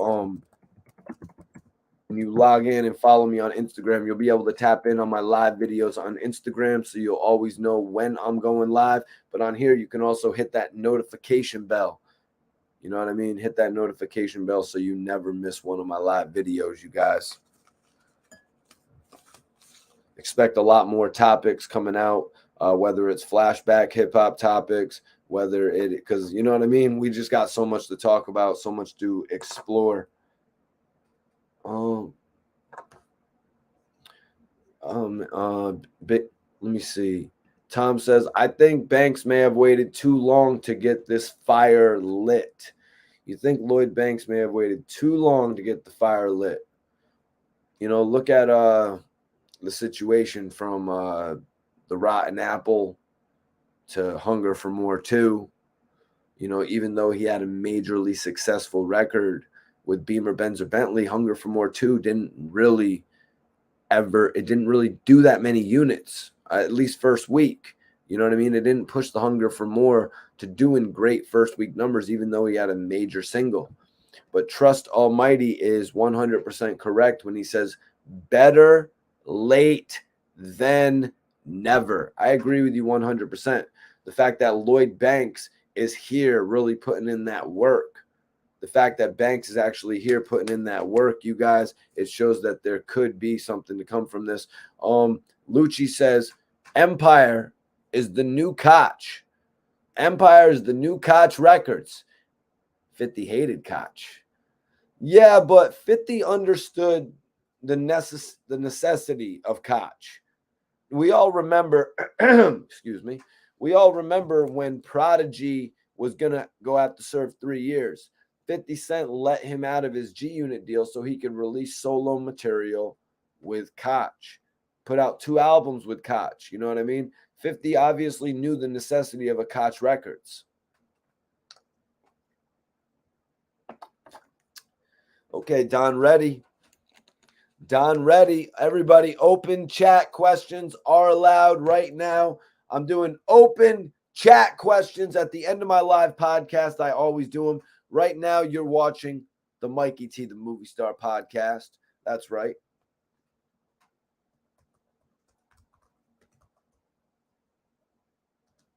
You are watching the Mikey T, the Movie Star podcast. You guys, open chat questions are allowed. Don Reddy is letting us know what you can look out for on the Course of the Inevitable 2. Look out for these tracks. No Reward, Power Steering, Menace, Living Proof, Roses, and Switch Up is amazing. With the talk of New York, Tony Yayo, Jitchu. Somebody said I had the worst Jitchu. You know what I mean? Yeah, slang.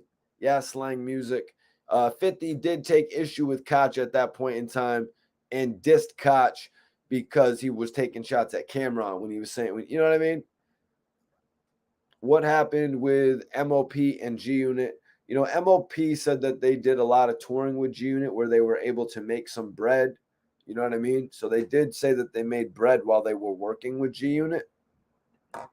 But they were ultimately featured on one credit. I think they were only, somebody correct me if I'm wrong, but I believe they were only featured on one credit on the Get Rich or Die Trying soundtrack, Death Becomes You. If there's another track, let me know. There's a few on the mixtapes, you know what I mean? We only really got 2 or 3. I mean, there's 300 shots as well, but we're not considering that. Let me take a look at this poll right now. What record label would you want to see Gillie the Kid on? Vote in the poll if you haven't. I brought up some labels that I think are the dopest in the game, as well as some of the labels that we had heard Gillie the Kid talk about potentially signing with. So we've got G Unit.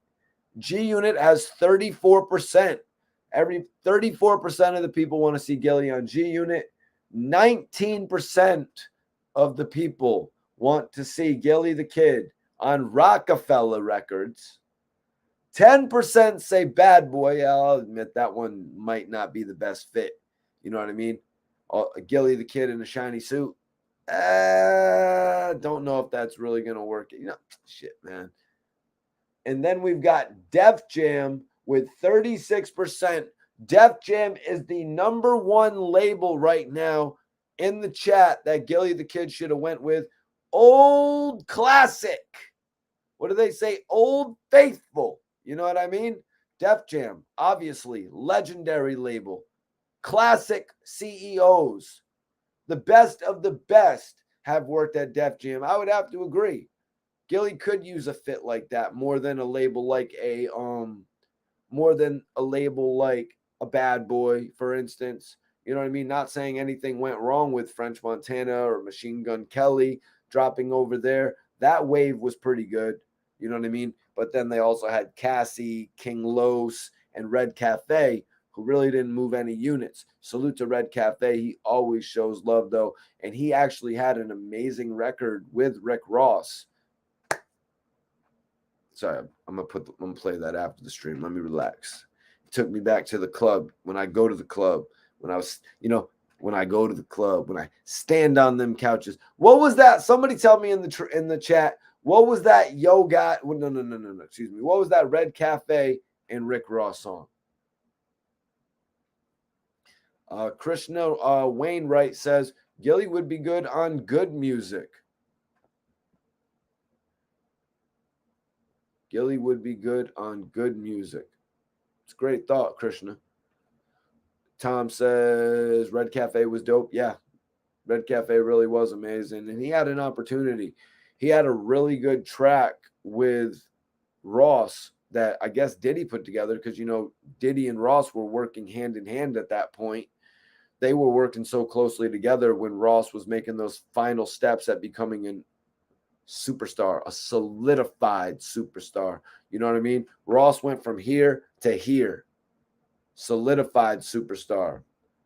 Fly Together, dope ass track. That record could, in my opinion, could have actually came out. That record could have actually came out and moved some units. But I think the business relationship that Diddy and Ross, it superseded everything else. You know what I mean? Rick Ross was becoming one of the mainstays of hip hop. You know what I mean? That was never going to leave. And they could not risk the opportunity of this album that featured Ross on the main track failing when it came to the charts. That would have to be my opinion about that matter. You know what I mean?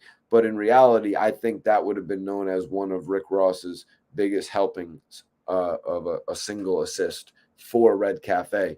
That shit would have went through the roof, man. How was that doing in New York, y'all? Let me know how that Fly Together, if y'all can even remember. I know it was a few years ago, but I felt like that shit went off just like, let's say, Yo Gotti and Young Jeezy. Going,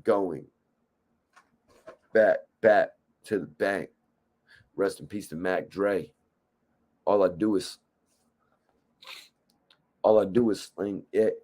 Yeah, that shit that Eminem was wearing at the Grammys, that free yayo shirt, you know what I mean? Gillie would be good with good music. Gillie and Pusha T actually made some music together. Gillie and Pusha T made some music together. They had a connection, you know what I mean? Gillie and Pusha T actually made some dope ass shit together. And what? Pusha T, what was he? He was the president of good music. But the fact of the matter is, Gillie took off when it came to podcasting. You know what I mean? It just so happened that Gillie the Kid has an amazing element to his career. I did a little video earlier today about Gillie just clowning, you know what I mean, with Drake about, you know what I mean, Wallow, you know what I mean, and Gillie actually using that to say that the podcast was over. They obviously dropped an amazing interview tonight with Fabio Foreign. Fabio Foreign, one of the most lit, Fabio Foreign is the lit New York artist right now.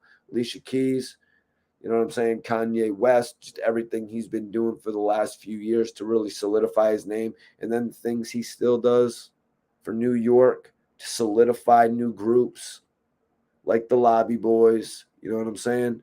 Like when he jumps on Slide and he makes it the biggest anthem of the summer.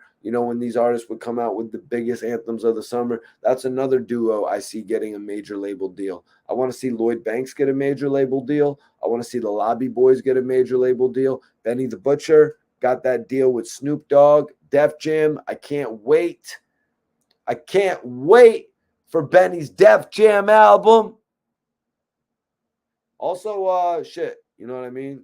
There's a lot of music coming out that I can't wait to hear. You know what I mean? Now that dudes are getting an opportunity, you know what I'm saying? It's just crazy. You know what I mean? Just to see that the way that the game is elevated.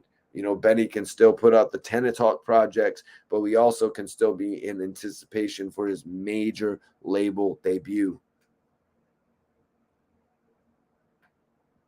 Exactly. Yeah, no, 100%. Gillie found his lane. You know what I mean?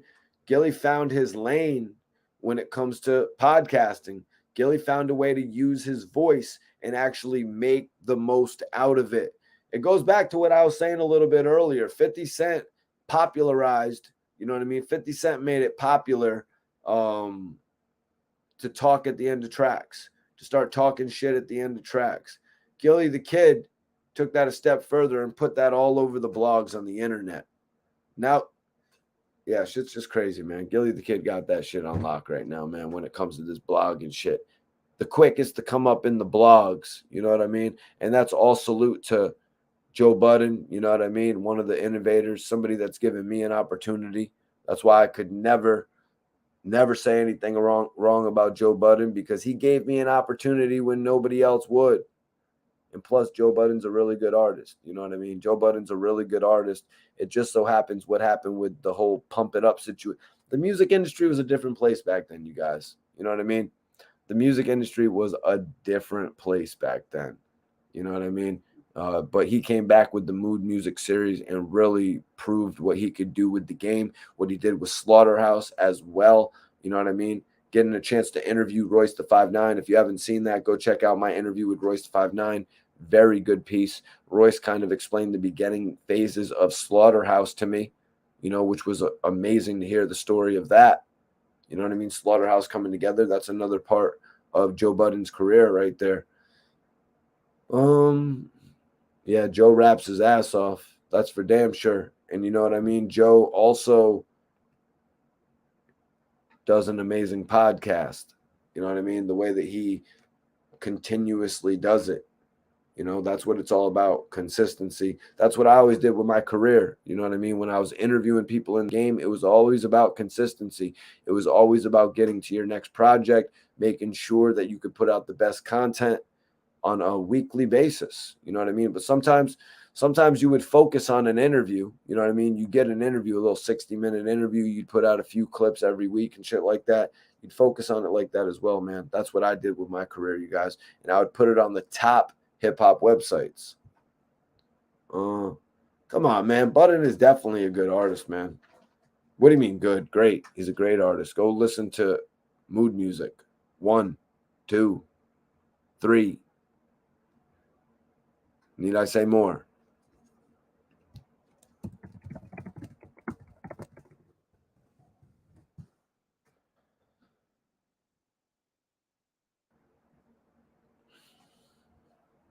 So let me check this out. Okay. G Unit has taken the lead once again, you guys. G Unit has taken the lead once again. What the hell are my Dutches? G Unit is in the lead. Everybody wants to see Gillie sign the G Unit. You know what I mean? Everybody wants to see Gillie sign to G Unit.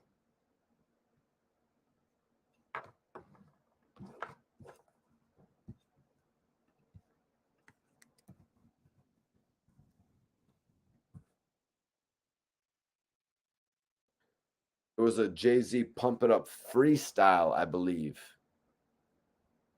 There was a Jay-Z Pump It Up freestyle, I do believe.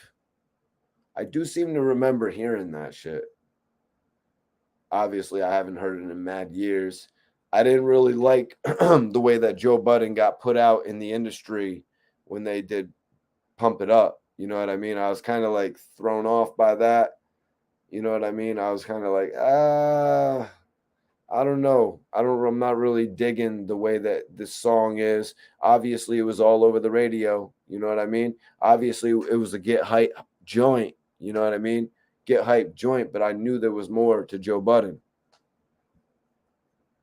You know, but sometimes artists have to make records to sell their album, to get Best Buy, to get Walmart, all these big markets back in the day, to make shipments on it and shit. We even saw it in recent years. We saw it with G Unit, the people that Budden was opposing. You know what I mean? They came out not necessarily the same as Pump It Up. You know what I mean? But they came out with all these club records. You know what I'm saying? What did Jay-Z infamously say to his artists? 50 Cent's coming. 50 Cent is coming. You better get ready. Then when 50 Cent came and he made those club records, I guess everybody just kind of followed the formula. You know what I'm saying? Everybody kind of followed the formula, but labels have always tried to go towards what is popular, the popular thing to do. As I say time and time again, look what happened with Lil Durk's first album, the Remember My Name album. And Lil Durk, who pops up onto the scene with This Ain't What You Want, messing with French Montana, the L's remix. Lil Durk pops up onto the scene with Like Me featuring Jeremiah. They just really confused all the fans. That's why, just like Joe Budden, went back, started from scratch. Yo, man, we got to get my image under control. Lil Durk, I got to get my image under control. These guys got me out here looking like I'm on a network sitcom. You know what I mean? These guys got me out here looking like I'm playing a role. If I'm going to be playing a role, I want to play the role that I desired to come into the game playing. That's why Joe Budden started doing his shit. That's why Lil Durk went back to his roots. And you could say it worked out for both of them. Lil Durk, 7 years later, #1 artist in the game. Joe Budden, last 10 years, #1 news journalist, podcaster, influencer, whatever you want to call him in the game. You know what I mean? Look at what Gillie's doing. Look at what Nori did, making that transition to television. It's a whole nother field, you guys. Look what Math Hoffa's doing. That's about to be million follower math. Yeah, it's about to be million follower math. Please don't let anybody. I was like, Math, you're about to have 1 million followers. You know what I'm saying? 1 million followers. He's got that shit looking so realistic. He interviews the best guests. He has the best conversation with those guests. That's when you know you got that shit. That's how you know you got that shit, man. Let me see. Yeah, man, we got a lot of conversation going back about Banks and Cassidy as well. That shit's lit. But guys, I'm gonna end the poll in 2 minutes or 1 minute, y'all. I'm giving y'all 1 minute to vote in the poll. If you haven't voted in the poll, vote right now. Which label would you most like to see Gillie the Kid under? Which label would you have wanted to see Gillie the Kid under? Let's rephrase that, you guys. We're not talking about current. Gillie the Kid is a podcast star. He's a podcaster, I think they were calling it. You know what I mean? I haven't officially got my wings yet. You know what I mean? I haven't officially got my wings yet. But so which label would you have wanted to see Gillie sign with? Put your vote in right now. We only got 105 votes in there. We got 235 people in the room tonight. 235 people that need to subscribe to the channel so you don't miss my next live video. Vote in the poll right now, y'all. I'm about to roll something up. Let me make sure I got my Duchess. Oh, there we go. Bing bong. Is that what Gillie said on his show today? Yeah, that's right. Gillie done seen the sensation, you guys. The bing bong sensation. That dude is lit as hell, man. The King of Coney Island. Nems. You already know what it is. Bing bong. Shit is dope as hell. It's the funniest thing I ever seen on the internet. Yo, don't you ever disrespect me. That is the funniest shit on the internet, man. And salute to Nems. Think he's a dope artist. Yeah, Nems is crazy. Nems is lit. Nems is lit. Hit that like button, y'all, if y'all support the channel. If you support the channel, hit that like button. If you think Mikey T is the #1 blogger, make sure you subscribe to this channel. If you mess with the fact that I talk to everybody in the live chat, subscribe to this channel. This is the type of interaction you're going to get on this show each and every week, y'all. This is the type of live interaction you're going to get each and every day on this channel, y'all. Yeah, Nems is lit, man. Nems is a lit artist. I hope to do an interview with him one day, actually, as well. Westside Piff says, and this is open question time. If anybody has any open questions, how did Dirt get better and Chief Keef got worse? I never seen that coming. You know, Chief Keef had it all thrown at him at the beginning of his run. You know, Lil Durk got the smaller ended deal. You know, Lil Durk got the smaller ended deal with Def Jam. And he actually then tied himself a little bit with Coke Boys, French Montana and Chinks. You know what I mean? He started running with them a little bit. And y'all, let me let y'all know who you're rocking with right now. A lot of these other bloggers, I don't know who they are, but they don't have the credentials of who you're rocking with. Lil Durk gonna rock with Mikey T, the movie star. You already know how you rocking, man. 300. Oh. Lil Durk gonna rock with Mikey T, the movie star. You already know how you rocking, man. 300. 300. Rock with Mikey T, the movie star. You already know you're rocking, man. 300. That's right. Salute Lil Durk. That's right. When Lil Durk first got into the game, I actually did an interview with Lil Durk. Back in the day. Shit was lit, man. And I really appreciate him for giving me the opportunity. Oh, shit, man. Dudes is, appreciate you, man. Appreciate you. Definitely appreciate you for tapping in. I want everybody to follow me on this joint. Make sure y'all follow me on Instagram right now. If you're on social media, Instagram platform, make sure you follow me on that joint.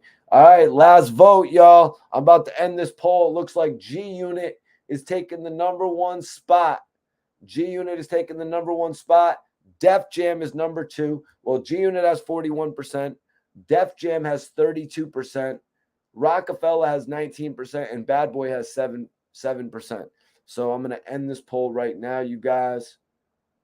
Those are the labels in the order that you guys would have liked to have seen Gillie the Kid sign with back in the day. I think that was pretty much accurate. You know what I mean? It would have been great to see him alongside 50 Cent. You know what I mean? I would have liked to have seen possibly Gillie even collaborate with, say, Mobb Deep. You know what I mean? Like, let's get some real shit going there. Then we got the opportunity of Gillie signing with Def Jam, a powerhouse. You know what I mean? A label that actually has housed many superstars. You know what I mean? From the Ja Rules to the then we got Ludacris. You know what I mean? Like, they've housed many talents, from Jay-Z picking up, becoming the Def Jam, becoming the president, and picking up the likes of Fab, picking up the likes of Jadakiss. You know what I mean? Jay-Z really put in a lot of work over there at Def Jam. Gillie the Kid could have honestly done well if he got a proper deal over there with the right A&R. Rockefeller, that would have been a throwback. You know, Gillie always joked around about throwing the rock back up. It would have been cool to see Gillie collaborate with Jay-Z. My brother SV Twiz actually spoke on that a little bit earlier. And Bad Boy, I just think kind of would have been a mismatch. Even though Gillie had rapped in front of Diddy a few different times, I guess Diddy and Dame Dash, all these guys had witnessed Gillie rap at certain points of time. Y'all could go check that out, man. You know, Gillie actually battled Joel Santana, you know, before he was actually known as Joel Santana from Dipset. Yeah, man. I like the idea of Gillie working with Havoc, Prodigy. You know what I mean? There's no telling what Gillie could have actually done if he was working with G Unit back then. The different producers like he would have got to work with, like Havoc or Red Spider or Needles, any of those producers that would always work with G Unit back in the day. Gillie's production would have been off the hook rapping with them, man. You know, a lot of people discount the fact that 50 Cent had a lot of producers on deck. Not even discounting Dr. Dre and Eminem, you know what I mean, who would jump in from time to time. Eminem produced for Tony Yayo. Eminem did Drama Setter, you know what I mean? Eminem produced for Young Buck on the Buck the World album. What was that song that he did for Young Buck, you guys? It was like one of the last tracks. I forget it because I really wasn't into that track. That was like the only song I didn't like. No disrespect to Eminem, you know what I mean? No disrespect to Eminem, but that was like one of the only songs I didn't like on Young Buck's album, Buck the World. Sheesh. Gillie and Mobb Deep. Yeah, how raw would that have been, man? How raw would that have been back in the day? You know what I mean?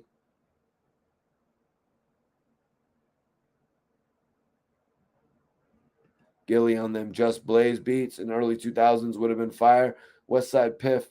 So let's see. If he was going to... Yeah, Just Blaze was working with some amazing talent like Saigon. Just Blaze was working with Jay-Z. Yep, Young Buck, Lose My Mind. Wasn't my favorite song. Yeah, I need everybody in here to do me a favor.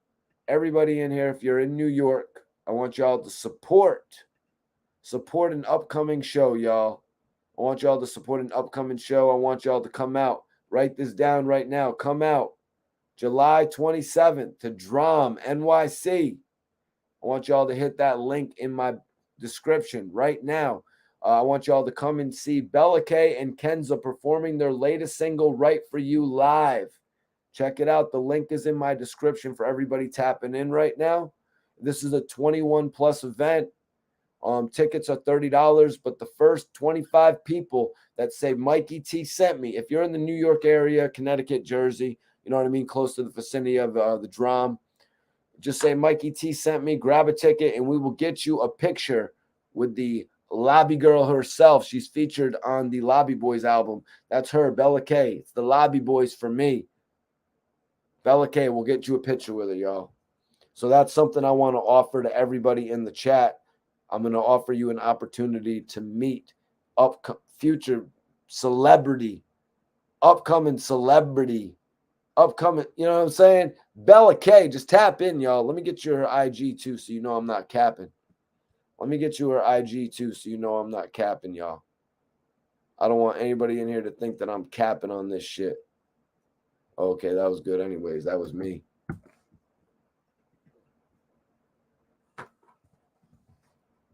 Let me grab Bella's Instagram right here. So if y'all want to tap in with a superstar, you know what they say. You know what they say. Tap in early.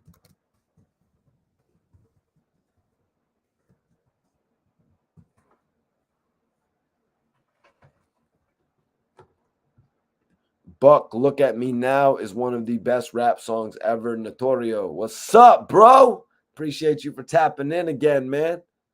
Yeah, Buck, Look at Me Now. Yeah, Look at Me Now. There was actually a music video for that, wasn't? From the day I was born, I was hustling strong. Was that one?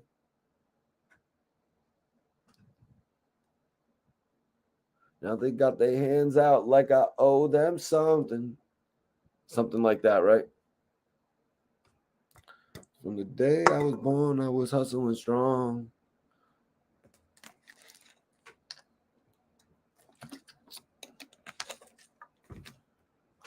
I might be wrong on that one. But Young Buck's first two albums, like honestly, yeah, those were two of my favorite albums ever released. Legitimately, you guys, those were two of my favorite albums ever released. But like I said, at the end of my live podcast, this is the Mikey T, the Movie Star podcast. At the end of my show, I always do open questions. So I'm going to take in a couple open questions now. The time is yours to ask any question that you want to Mikey T, the Movie Star. I'm about to roll up. I finally found my Dutch. That's right. If you were going to ask that question's out now. I smoke Dutches. That's right. Until I get any other endorsement to smoke any other type of joint, like if you know what I'm saying? Whatever. You know what I'm saying? Whatever. Yeah, from straight out of Cashville. Did I have the song right, though, Notorio? Right now, we're doing open questions. I'm rolling up some of Rick Ross's strain. I don't know what these other bloggers are smoking. To be honest with you, I don't really care. You know what I mean? I'm not focused on anything or anybody. I'm focused on me, Mikey T, the Movie Star. That's how it always was. You know what I'm saying? Mikey T, why didn't you make a website? I was too busy making Mikey T, the Movie Star. We'll focus on all that shit when we get to it.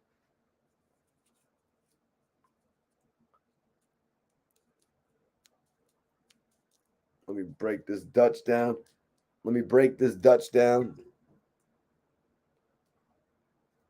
Let's see what's going on here. About to roll something up. If anybody has any open questions, the time is now to ask them. You could ask me whatever too, man. You could ask me whatever too, man.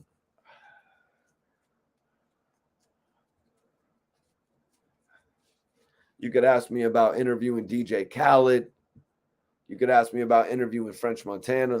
I'm just capping y'all. Y'all don't have that. Y'all don't have to listen to me to what to ask.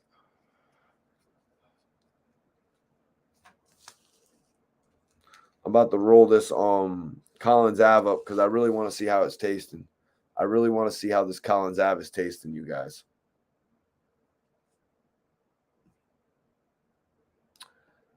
What do you mean, Gillie on Swizz Beats? I'm not really understanding that, Krishna. Is that something that I should maybe report on tomorrow? Is there something going on with Gillie and Swizz Beats?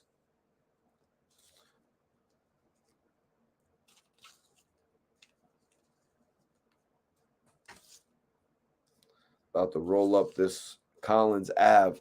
This shit is really good, y'all. I've had it before, but now I'm having it at a higher percentage, so I'm really hyped to try it. I'm going to give you guys my live reaction to smoking Collins Ave by Rick Ross. That's right. Pretty hyped to blaze this. I want to see what they're hitting for with this 23%. What's up? Who do we got in the live, man? Who do we got in the live that wants to tap in? Who's been watching? Who's been watching in the live that hasn't been commenting? Who's been watching in the live that hasn't been liking the video? Hit that like button if you support Mikey T.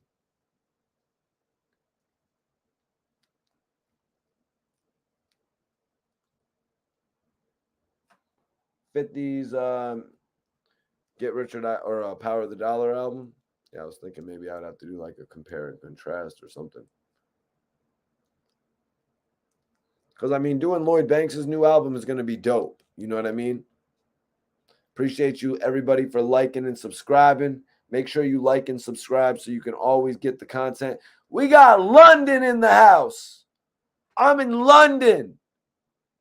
Shout out to Bia. She really came up with that London record. She's amazing. Really proved how much she brings to the industry. Shout out to London on the tap in.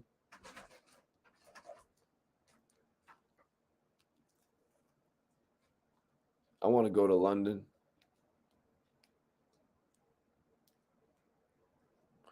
Bro, let's be honest, man. Oh, okay. Yo, guys. This dude's talking about dead air. He must not know a dude's been talking for 3 hours straight. He must not know a live podcaster when he sees one. Come on, man. Miss me with that shit, bro. Dude logging in here talking about dead air. Dudes has been talking for 2 hours and 40 minutes. Dudes is still talking with accurate information. Dude logs in for 30 seconds. Sorry, you missed the live tonight. But now you got the movie star.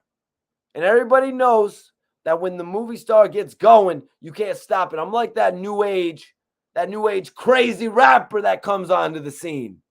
And they're like, yo, damn, Mikey T is crazy.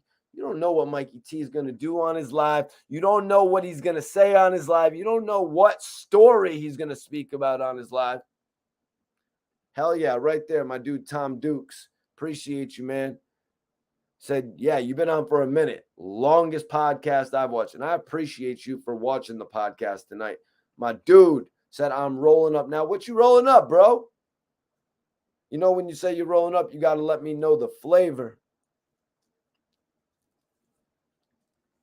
I'm rolling up that Collins Ave. I'm just getting done with it. Hell yeah. Excited to try this shit.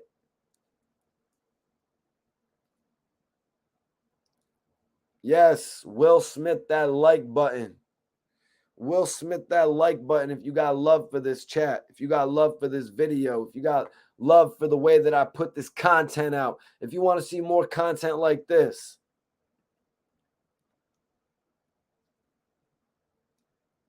Yeah.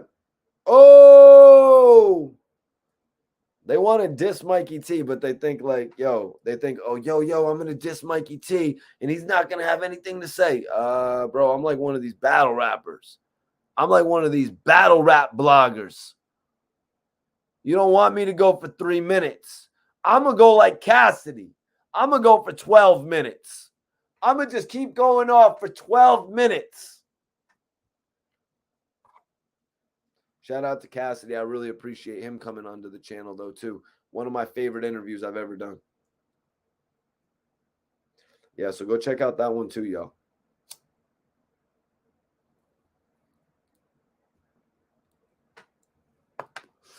Well, I'm about to see if this Rick Rose Collins Ave is Zaza or it's Garba. You know what I'm saying? You know what I'm saying? Because I'm going to give y'all a second. That's how you know when you got some good shit. You're going to be like, I don't even want to talk about it. You're like, yo, I don't even want to talk about it.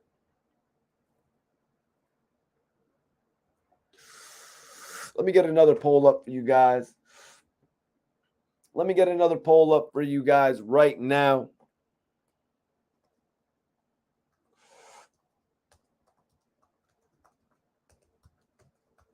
Best punchline rapper. You want that back up there? Well, we're going to put more contenders up.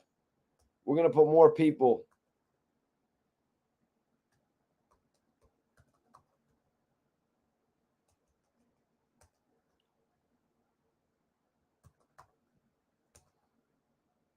We're going to put more people up so you guys can have more variety.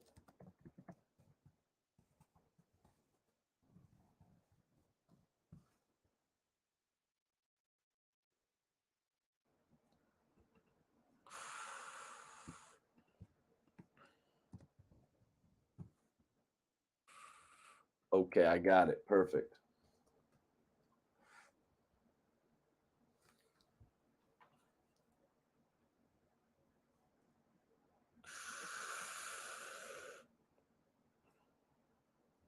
What up? What up? What up? 100. 100. What's up, Queen? What's happening with you? Appreciate you for tapping in tonight. Definitely appreciate you for tapping in tonight. Appreciate you for subscribing. If you haven't subscribed, make sure you subscribe right now. Brandon says, how many blunts did Mikey T smoke? How many L's did I smoke today? Let me think. Let me think.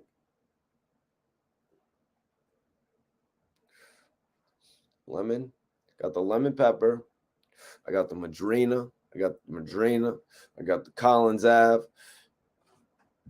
So yeah, no, it was a light day today. It was a light day. This is like my third or fourth blunt, maybe the fifth if I'm mistaken. But I didn't even go get no Dutches because I wanted to actually get home for the live stream because I was running around today and I didn't want to.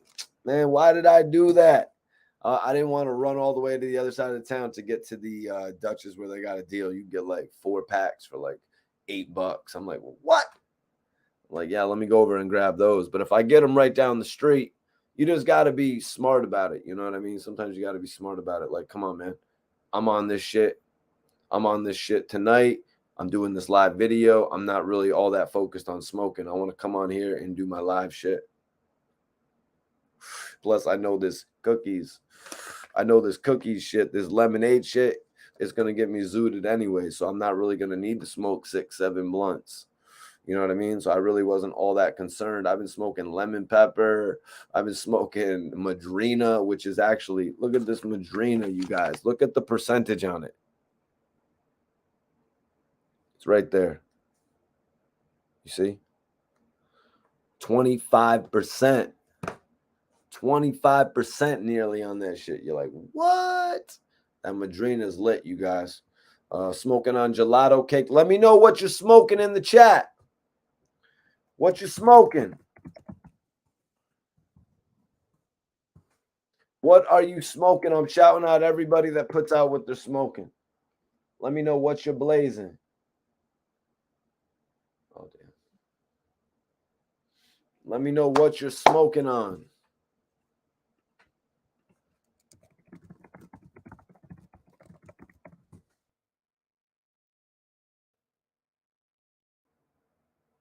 Yeah, hell yeah, you're right, KD. I would always tell Dark Low that. I would always tell Dark Low that about how I loved all their lines and shit like that. Birthday cake. Yeah. Birthday cake. Okay, JP smoking on that birthday cake.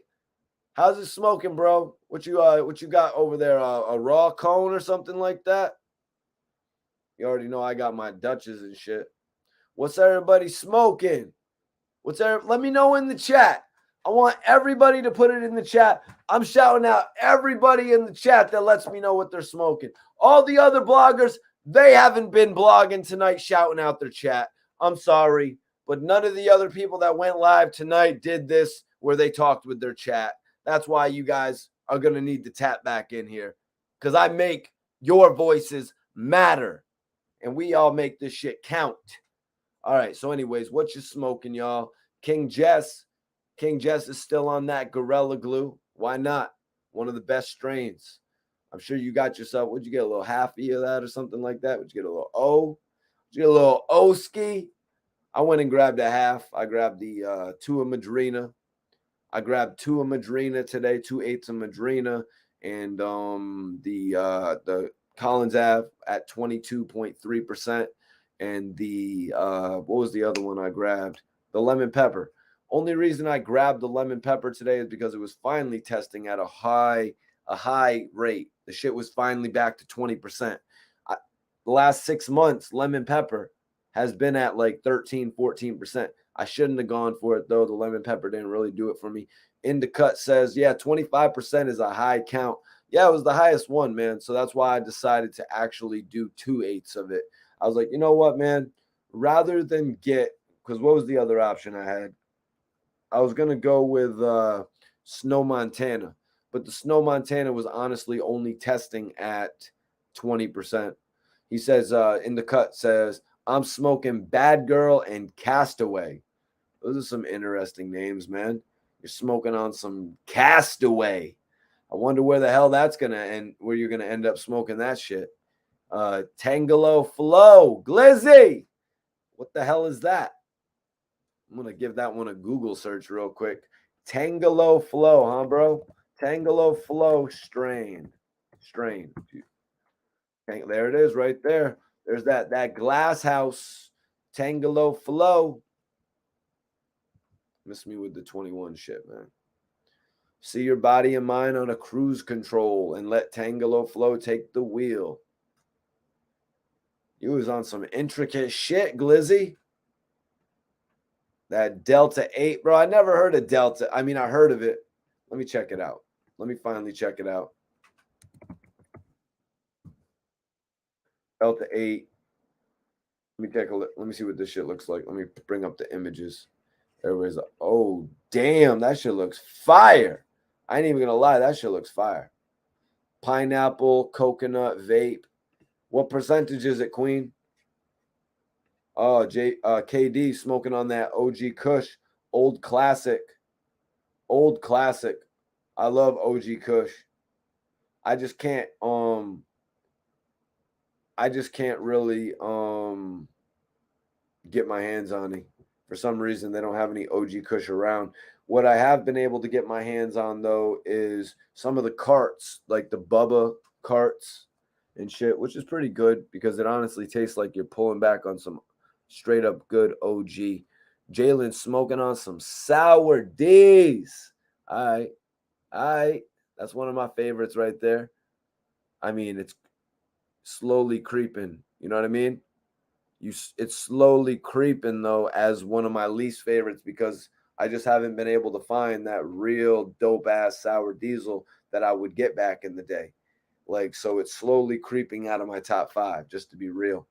Zazas. Well, you know what Lloyd Banks said? He's like, you smell that? You smell that? It doesn't smell like everybody smoking Zaza. Please leave the Reggie at home. I understand that, you know what I mean? Everybody wants to say that they got that designer. You know what I mean? But what is my bro? What is Gillie say? It's designer. It's like it's Dookie and designer bags. Okay, I feel you, bro. I feel you, man. I understand, man. But that's just a kind of a messed up thing to say about dead air and shit like that. When I don't really leave any dead air on my podcast, you know what I mean? To make a false assumption like that and shit, man. It's like, come on, man. You're throwing the podcast off for everybody else, making people kind of think it's something that it's not. You know what I mean? We come on here, we talk about shit, we interact with one another. You know what I mean? Jump on this shit. You know what I mean? And interact, because if everybody leaves the positive comments, you know what I mean? 9 times out of 10, I'm interacting with it.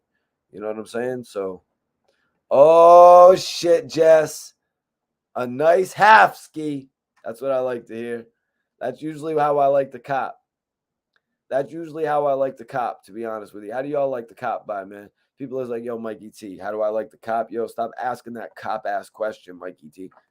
Yo, man, I just asked you how much bud you usually like the cop. Don't be worrying about what type of bud and how much I be cop.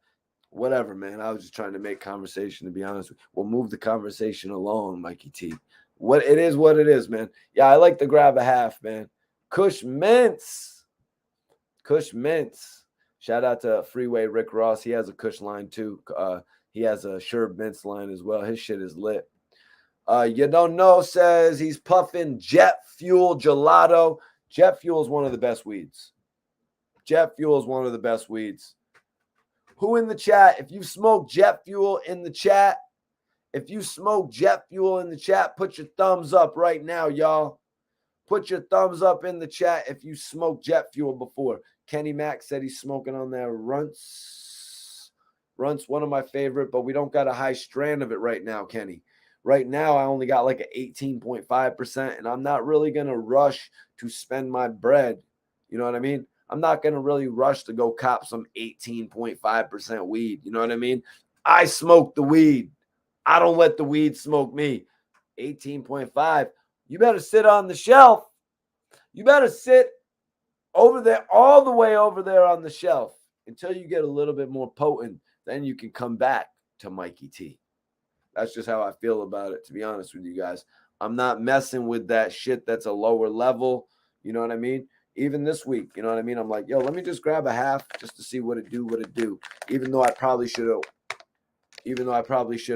went in on the Madrina since it was such a high percentage. Try Island Candy. Never heard of it. Should I look it up? JP says, you ever smoke birthday cake? Oh, yeah, multiple times, man. I've smoked birthday cake multiple times. I've actually had birthday cake pens. Birthday cake, just, it's not my favorite, JP. I'm not going to lie. How's it smoking for you, though, bro? Shout out to New Jersey. Purple Cheese. What up? What up? Purple Cheese, Puff Combs. Gushers. Hell yeah, I need to try Gushers. Never tried Gushers in my life.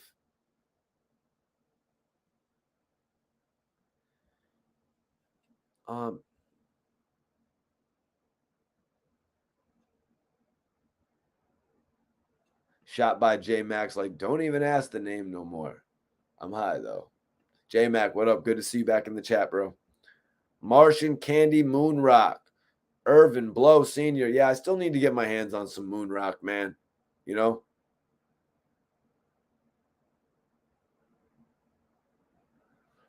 Nah, bro, I don't. Todd, no. Nah, bro. But definitely appreciate your girl for following me, man. Honestly, you know, I'm the type of guy that's like every follow counts. I really appreciate everybody that shares my Instagram with a friend of theirs. You know what I mean? Whoever. You know what I'm saying? Todd, do you follow me, Todd? Todd, I'm putting the Instagram up, man. Oh, that's Bella's. I posted Bella's Instagram. You guys can follow Bella too. But I want y'all to follow me on Instagram if you're not. Follow Mikey T. Follow Bella too. But yeah, 26%. Kenny says in Chicago, run shit.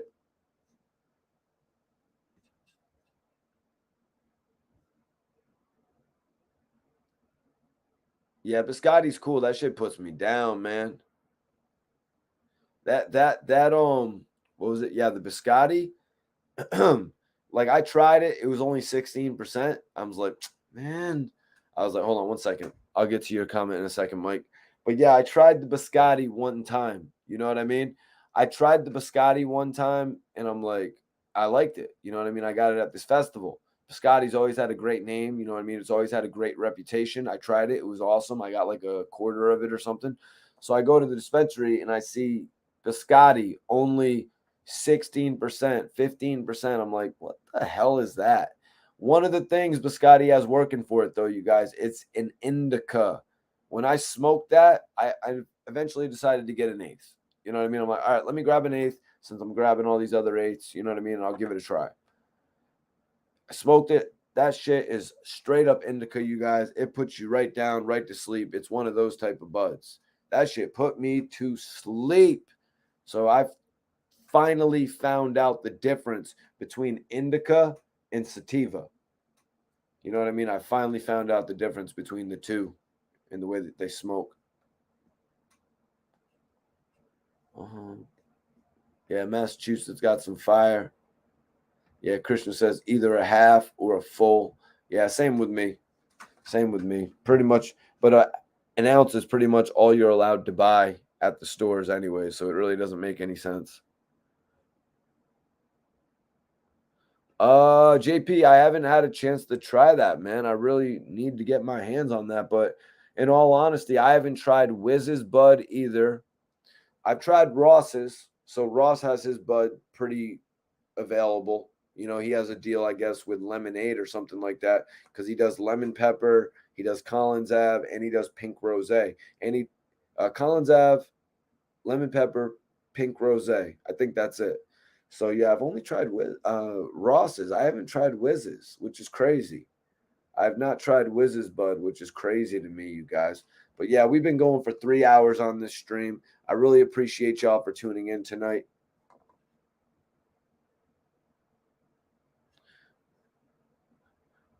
Zay, like I've been telling everybody else, Zay the Mayor, you're going to have to tune in to my next live video. Make sure you subscribe to the channel. I'm going to be doing a review. You guys, of the Course of the Inevitable 2, track by track. You know, not like all the other YouTubers do. I'm going literally track for track. You know what I mean? We go over the lyrics. We go over the growth. We go over the production. You know what I mean? I go over all of that. I do in-depth reviews of projects, y'all. So I hope you subscribe to the channel. And tap in for that review. It's going to be one of my most interesting reviews. Just did a review on the Lobby Boys. We've done a bunch of other stuff. I've had co-hosts like RBH come on the show, SV Twiz, and we've done reviews of albums in the past. Do you remember the Lil Wayne blunts? Lil Wayne blunts. Let me see. Let me get a Google image of this. I find myself trying to forget about the Lil Wayne blunts. I try to find myself forgetting about the Lil Wayne blunts, you guys. I'm seriously particular, you guys, about the blunts that I smoke. I'm very particular about the blunts that I smoke. Y'all can let me know what's your favorite way of smoking. I mean, for a while, I was actually on the raw papers where you could like stuff you know what I'm saying? It was the cones and shit. But now I'm just strictly on the Dutches. I think personally, I honestly think, you guys, that and I need to get more now. I'm going to have to do that in the morning and shit. But you know what I mean? But I personally think that the raw papers actually burn a little bit too quick. I actually think the raw papers burn a little bit too quick. That's why I don't like to put my money into it and shit like that. You know what I mean? That's why I'm like, yo, I smoke Dutches. The shit's right. But y'all, I really appreciate everybody for tuning in. We had a dope conversation. We took it a little bit back. We did a little bit of flashback to the past. But I really appreciate all the subscribers that tuned in because a lot of people didn't see my original story about this. A lot of people didn't see the original time that I covered Gillie on doing the deal with G Unit and 50 Cent and all that, speaking about it in his book. That's what's important about this, though, of the growth. You know what I'm saying? The growth of me as a artist doing this in front of all of you guys. Also, the growth in the audience, the growth in the discussion. That's the point of all this. We've added so much more to it. You know what I mean? We've added so much more to it tonight than what we have previously discussed. You know what I mean? It's pretty crazy to see how far this movement is going, how far this movement is growing. So I encourage everybody out there to share this message that I'm presenting. I'm Mikey T, the movie star, you guys. I've been doing this shit for like 12 years, nonstop, no breaks. You know what I'm saying? Nonstop, no breaks, interviews on all the websites. Now it's this. You know what I mean?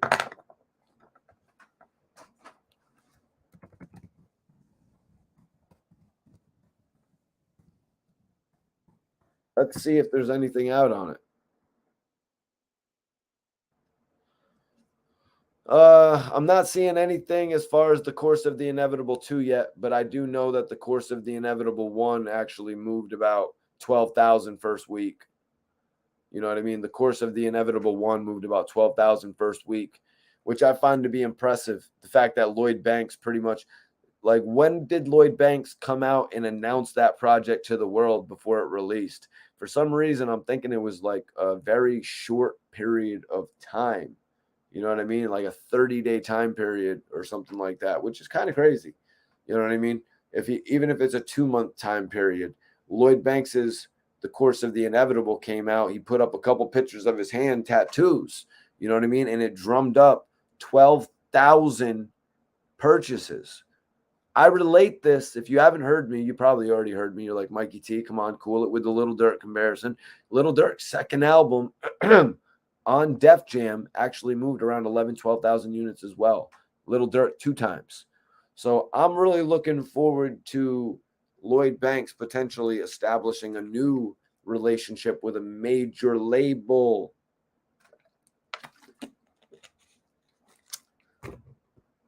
I want to see Lloyd Banks get signed to a major label.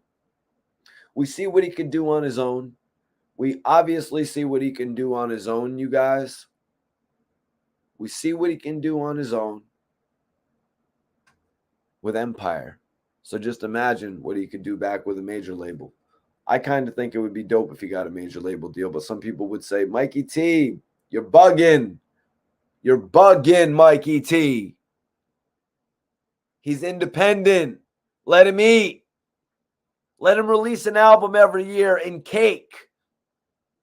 Lloyd Banks can literally release one album a year and make what a normal person would make that works all year at the very least. You know what I'm saying? At the very least. You know, what's the math? Somebody do me the math on the 12,000 times, you know what I'm saying? It's double. It's double what the average person makes. But then you also got to pay back the people involved. You know what I mean? You got to pay back the people involved. But I think it's pretty impressive that Lloyd Banks can put out an album, drum up that attention, no more G Unit. You know what I mean?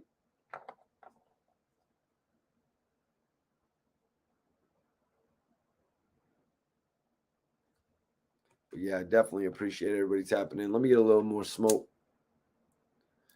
And I'm going to say final questions, you guys. We're going to do the final questions. I'm going to take a few more. If anybody has any final questions.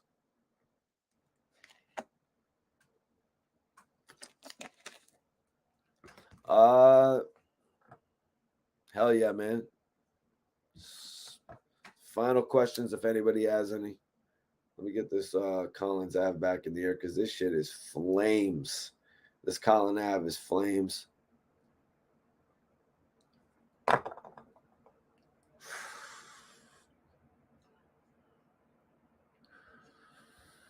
Krishna says Indica is the best. JP's stack bundle says Bob Marley papers unbleached. Zay the Mayor says hopefully we can get a Hunger for More 3 album. Damn. Well, I mean, it kind of seems like Lloyd Banks is invested in the Course of the Inevitable. And honestly, man, Zay, I think Hunger for More might be a G Unit property. It might be a G Unit property. You know, I mean, it's obviously a G Unit staple. Everybody knows Banks for the Hunger for More joints with G Unit. So that's why I think he wants to make this clear separation on and doing his own thing, you know.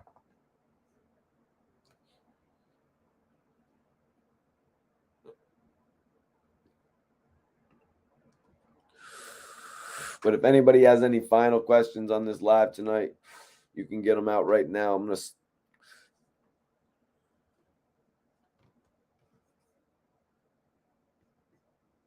definitely appreciate y'all for tapping in, man. I'm about to get up out of here. It was a lit live tonight. It was a lit live tonight, you guys. Make sure you follow me. Make sure you follow me right now on social media. Mikey T. I need y'all to go support one of the rising talents one of the rising talents of New York City. I need y'all to go support BelaKay. That's right, you guys. Hit that link. All you got to do is hit that link in the description of this video. If you're in New York City, there's an event coming at Drom. That's right, Drom NYC. I need y'all to go tap in if you want to support. I'm about to read y'all the information of how you can get tapped in. 25 lucky of y'all, 25 lucky ones will have the chance to meet BelaKay. Tickets are $30. First 25 people to say Mikey T sent me will get a chance to take a picture with BelaKay. She's the talented R&B sensation. And just hit the link in my description right now if you're watching this on demand, and you can get in contact, especially if you're in the New York or New Jersey area and you want to pop out.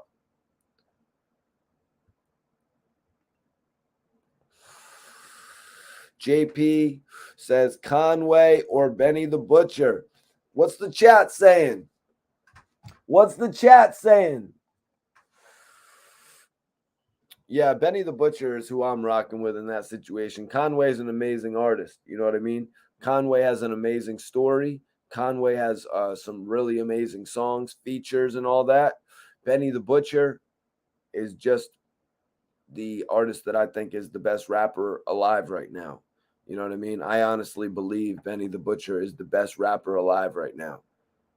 He's making those early strides in the game. You know what I'm saying? He's making his early strides in the game when dudes are talking about, yo, dude needs to sell 20,000 units. Benny did that, and he's coming to do a lot more.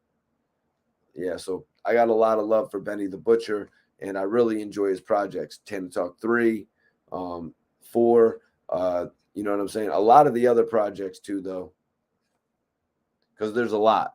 You know what I'm saying? Because there's a lot.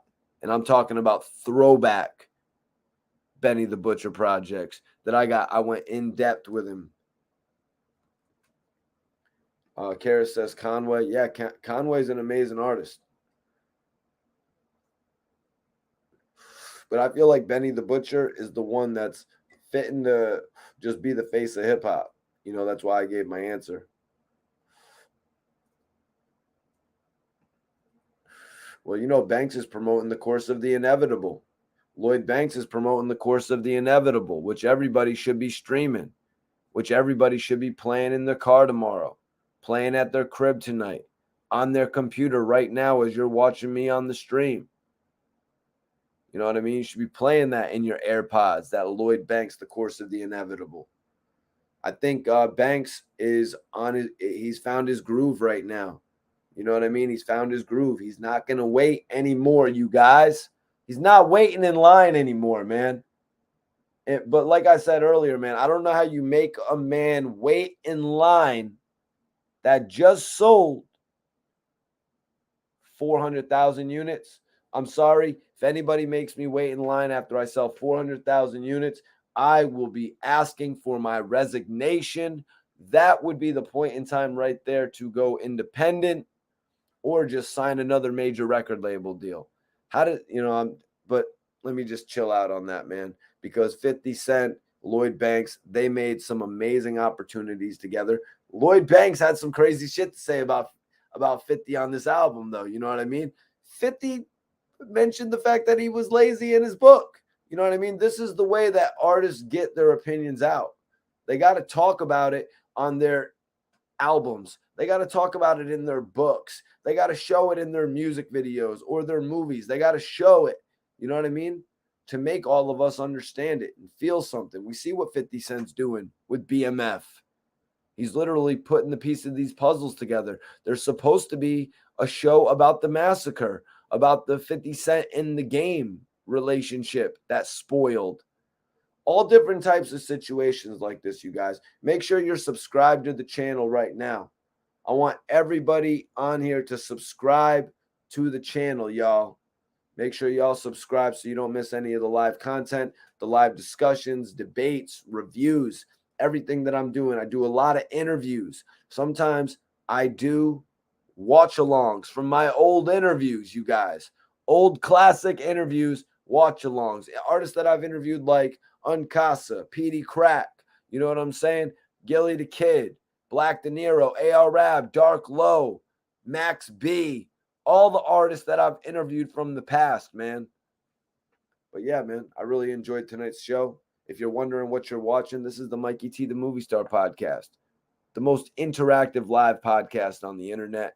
I really hope y'all tune in with me for future episodes because we're always discussing either current news, hip-hop flashbacks, or just whatever the hell we want to talk about on here, you guys. Because this right here, y'all know what you're rocking with, man. Y'all know who you're rocking with. It's Mikey T, the Movie Star. Hit him with the 300. Look, they're gonna rock with Mikey T, the Movie Star. You already know you're rocking, man. 300. Why I said you already know who you're rocking with, man. One of the most official. You're rocking with one of the most official to ever do this shit. I put in work. I'm not going to stop putting in work. There's nothing that could stop me from doing these interviews, making these connections, and putting out this hip-hop history, y'all. And I really hope everybody enjoyed the show tonight. But like I said, everybody on here, you can follow me on Instagram so you can check out when I'm going live. Make sure you hit the notification bell so that shit pops up in your phone if you're not necessarily on Instagram like that. But if you are, you can follow me on the gram right now. I'd be going live on there. I'd be doing all types of shit on there. You know what I mean? Posting pictures. You know what I'm saying? Going live, letting people know when I'm actually doing my YouTube videos, giving you an idea of the topics that I'm speaking of.